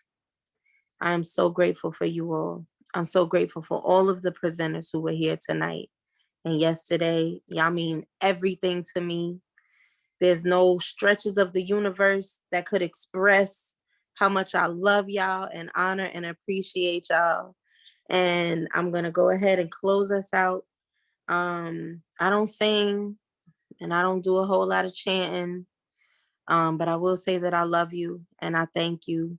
And I'm so grateful to our collective ancestors for bringing all of us together, all of the attendees who purchased the ticket, all of the presenters who came with their wisdom and guidance, all of the people who supported us in this process, who didn't support us in this process, but gave us the strength of mind through the experience of them to be here now, right? We all came to Hoodoo on our own. It called to us. All of us were not raised in this. All of us had no concept of this growing up, but it had a concept of us. It said, that's my baby, right? And it said, here, let me teach you. Let me show you. Go sit with the trees. Go sit with the squirrels. Go sit with the goats. Go sit with the chickens. Sit with your cat. Sit with your dog. Sit with your house plants. Sit on the ground. Sit with the dirt. Sit with the mud. Pull up some roots. What is that plant right there? Hey, girl, come here. I got something for you. Somebody fucking with you? Come here. Come on, get a leaf or two. They talked to us. They told us what we could use them for, right? We know it's in our blood and it's in our bones. It's in our being. We've been here since and will be here long after. Okay. I I love y'all and I thank you for your presence. And I cannot wait to see you all next year. Hopefully we gonna do it in person. I'm gonna figure out the logistics and I'm gonna hug y'all next so hard. And I'll see you very, very soon. And Ia, can you please tell us about the reading of the year, where everybody can find you and what is, what it entails? All right. We love you back. May your ancestors continue to bless you. May Oshun pour wealth and wisdom and peace and strength and everything that you desire on your head and the head of those babies. Ashe, ashe, ashe. Oh, praise and honor to your Ori. You are a magnificent, powerful beast of a woman. I am proud to know you. Okay. Reading of the year. It will be at 6 o'clock live on my YouTube channel. I put the link in the chat. I'll put it in there again. This is the Anago tradition of doing a reading on the first of the Gregorian year. We just ask the Orisha and the ancestors what's going to happen for the year. We get the Orisha for the year. We get the Odu, and this lets us know what we can expect. And Orisha are always going to put us in the best position to fulfill our destinies for this year, right? No matter where we are. So all is invited, come, ready to party. I always start off with some music. We're gonna have a good time and we're gonna hear what thus saith the oldest of ancestors, dear Risha.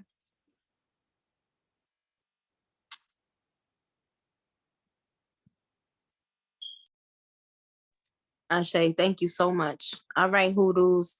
Y'all go do your work, do your juju for this coming year. Get that sharp left hand work going, get that sharp right hand going, get that balance in order. If you have questions, you saw the squad, reach out to any of us.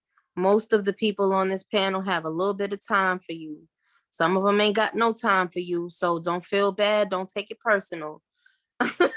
But most of the people on this panel got a little bit of time for you. Hit their Cash App, and bless them with some coin, and they'll make time for you. If you got questions about hoodoo conjure root work, and it is an umbrella that so many things within our culture falls under. So if you have questions, we have answers. So y'all have a beautiful evening. Put your Cash Apps in the comments real quick, y'all. I'm gonna throw mine in there if y'all want to hit me with a couple of dollars. I ain't mad at it. And I will see y'all in a few at Ia's Live. And this year I'll be hosting a few of the same events that I had last year with balancing out our relationships with the people in our family who may have caused us trauma, so that we can go back into those spaces and heal ourselves, heal our children, and heal their children and the rest of our descendants, so we can create better relationships in the future and in the present. So, okay, I'm gonna give a few minutes for y'all to do that.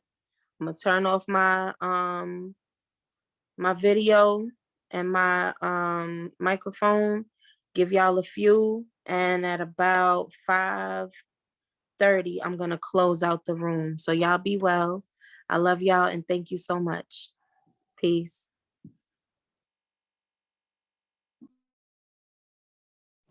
Can we chit chat with each other till you shut us down? Yeah, I was about to ask the same. Absolutely, please do. I hope y'all do. I'm gonna be eavesdropping in the background while I make something for these children to Hey, eat. Big Liz. Hey, Gerard. Hey, fam. Danielle. Hey, loves. Talk about that language Hey, at the very everybody. beginning, toot, tut. I've never heard of that. That was like totally new to me. Yeah. Anybody remember that on day one? Yaki. Joy. What? Joy, where you Tell at? me, how can I find more about this? Any books or something? Or There's a Tut language group on Facebook. There is only one book that is written by a Black woman. Her name is Gloria, and she has that. But there are several Black Tut groups on Facebook. One being the Children of Tut. That's one that I like. That you can join that, and people are there. It's not as active as it was, but if you have questions, then that's a good resource. thank you. It was so great to hear everything, like everything. I especially the linguistics part. That has been like my deep dive obsession this year. And I'm a professor and I don't teach linguistics, but we talk about linguistics because I'm just like, y'all need to understand what we're talking about here when we dive into these plays. So thank you. As a studied linguist, get at me. We can have those conversations all night. Got you. I have a question, Gerald. Do you see, Gerard, I'm sorry. Do you see relationships between that Tut language and things like African American vernacular English? Do you see carryover from that type of language into our? Yes, because it's the code, right? It's this idea that the reason why people continue, besides isolation and just familiarity, one of the reasons why like Gullah is still valuable is it's hidden, it's secret. Tut allowed people to communicate out loud. And in the same way that a lot of times they disrespected Gullah or Patois or Creole or whatever the thing as like backwards, they disregarded it. They thought we was just talking a bunch of gobbledygook. And we here making plans and strategies and being like, you all right, you good? You need to get out, you need a little bit of poison, you wanna make the stomach hurt a little bit. Absolutely. It's that. Also thinking about Tut as the root because everything we do they imitate, because especially if they can't do it right. Exactly. Stuff like Pig Latin, or like we grew up with gibberish, right? Juddiga Buddiga Ruddigish. That ain't nothing but a interpolation of Tut by folks that needed to simplify it a little bit. If I just say there was the same thing after each phoneme, rather than, okay, I lolo vavi yucko you, I love you, but it's too much for them to contain. Right. So Yeah. absolutely. Like, and especially useful if you want to talk shit on white people in public, because anytime they start pissing me off, man, I cuck a none. Tut sus tut a none da tut hush e sus e war hushatari pupio puploli. You know what I'm saying? Like, I just be in A public, tut, like, a squello. I love to learn that. One of the things that I'm discovering as I study Haitian Creole is, they'd always labeled that as a bastardized form of French. It is not. In fact, what I find in it more is African language that, was translated, because in order for Haitian Creole to have been effective as a secret coded language, it couldn't have contained that much French. So the specific like focus of my degree, I had to fall back on. I went in as a French major, went and then expanded into like a self-study thing. I had to fall back on French, but I was looking at African retentions in the New World. So I looked at Haitian Creole, I looked at Gullah, I looked at Nigerian Pidgin English, I looked at these things. And what you find is that these so-called Creoles they have and the white folks will tell you, they have an African grammar and with some European vocabulary.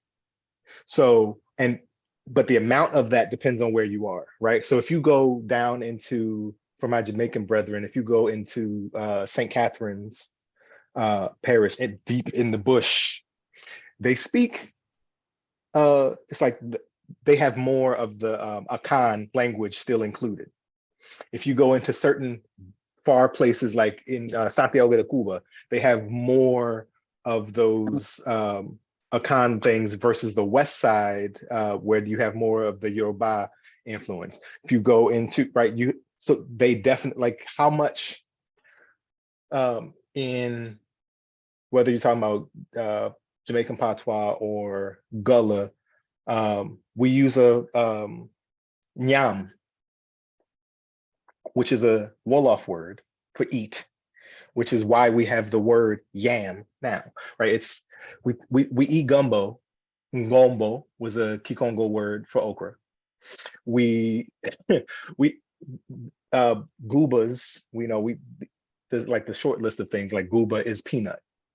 We have so much African in us. And I've had Haitians tell me, yeah, I mean, they say it's broken French, but I mean, it's more langage, as they say, than it is French. And the French is useful. And even, speaking Pidgin. I grew up speaking Pidgin, and it's like you use these words, you use the European language because in Nigeria there are 350 some odd languages. Senegal has like 28. And if all of those people brought to Haiti, you have 400 languages being spoken around a region. Well, it becomes a lingua franca. Yeah. But I'm going to bring my African with me. Yeah. I'm going to trade mine for yours. That's what I've been finding as I've been trying to learn. And it's just, one of the things that I is as I study that really, like we talk about, and I love how Rich touched on this. It's like, not all of us grew up with it, but it's funny because we really did, but we didn't know. And nobody said, this is, we just said this is what Black folks do. And so that's why Hoodoo has resonated with me my whole time. I'm like, this is my life. This is Blackness. This is the things that we do. And one of my biggest things that made me happiest this year is, I taught we were talking about our children and how we are the shepherds and the mothers and the grandmothers. And I love that conversation about the things that we did with our grandmothers, because I did those things with my grandmother and the luxury. She taught me that. And it was funny because they were discussing washing clothes on the Friday before New Year's. And my daughter was about to go do laundry. And I told her, she said, oh, that's all right, I'll wait. And I'm just like, wow, you feeling this and not having to force her. But this becomes her lived experience. Like right now, I just taught her how to make cornbread, and we just put all different types of stuff in the cornbread too. We clowned and just, teaching her how to do those things from scratch. And, and also, she's vegetarian, so showing her how to adapt with different ingredients like the liquid smoke and things like that to kind of replace those things, but having the acknowledgement of why are we not, what is the meat that really goes in here? So she knows, it's a valuable legacy, and just something that I'm really glad that I've been able to recapture in my old age. Yeah, liquid smoke is, especially for vegetarians and vegans, man. Liquid smoke and nutritional yeast. Yeah, man, look, these greens is fire. Okay, better than bouillon. All right, but y'all gotta try better than bouillon though. Like better than bouillon is wonderful. Have a breakfast. We have that, and then I have the the meat-based ones. But in a throwback and a tribute to my Louisiana people, we threw some shrimp in the cornbread, and some cheese, and so we just clowning and expanding, and it's just a beautiful thing to uphold these traditions because they're rooted in our healing, in our culture, and in our revolutionary behavior. Growing up, y'all know I grew up in the Pentecostal Holiness Church. So to what Kifu was saying before, so I had that side, but that was my father's mother's. My mother's side, we just had those things. You know how we are. That's how they talked about it. It was never a word to it. They never said hoodoo or root work or conjure. It was just like, you know how we do, or that's our way, or how she is, everybody, and I grew up being told, everybody has their gift. But it was never they never named it hoodoo or conjure. It was just, that's how we do. How we are. That's just the thing that we do. Yep. There are ways. That's what we're. There are just ways. There are just ways. Which, as I've learned, Igbo. Sorry, Mambo. No, it's okay. What is astounding to me is that as Black people, I've noticed when we have our ways, how much the oppressive culture and colonialism and things will do everything to eliminate it, water it down, purge it from our consciousness.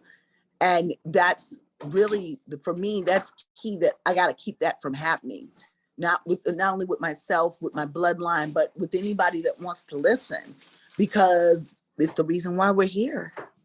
And I want to get this out because I know I saw Reese saying we're closing up in a few minutes, but I wanted to get this out and follow up to what Mambo just said about white folks will try to eliminate it. They will try to remove it, purge it from us. When they can't, what they will try to do is make room for themselves in it. Please pay attention. Please pay attention to what's happening. I say this over and over and over again. And if you don't remember anything I have said over the last 2 days, remember this. Talk to Black people about Black things. Talk to Black people about Black things. Learn Black traditions from Black people. Read Black people's books. Go to Black people's classes. Sit at Black people's knees. Be mentored by Black people, by your products from Black businesses. And if you cannot, then find it or make it yourself. And amen. My mission is to teach anybody who wants to learn how to do this for themselves. Because see, I was just speaking with a student earlier today about the vilification of hoodoo, voodoo, Ifa, and all of our different religious practices. And I said, and one of the things is that you will find those usurpers, those inserters, and even our own people who are not valid within a practice. They want to sell you something, do something for you. And the reality of the matter is, no, you need to learn this for yourself. And not be going to these people talking about $300, I'm gonna give you a weight loss spell type of shit. You can't do this.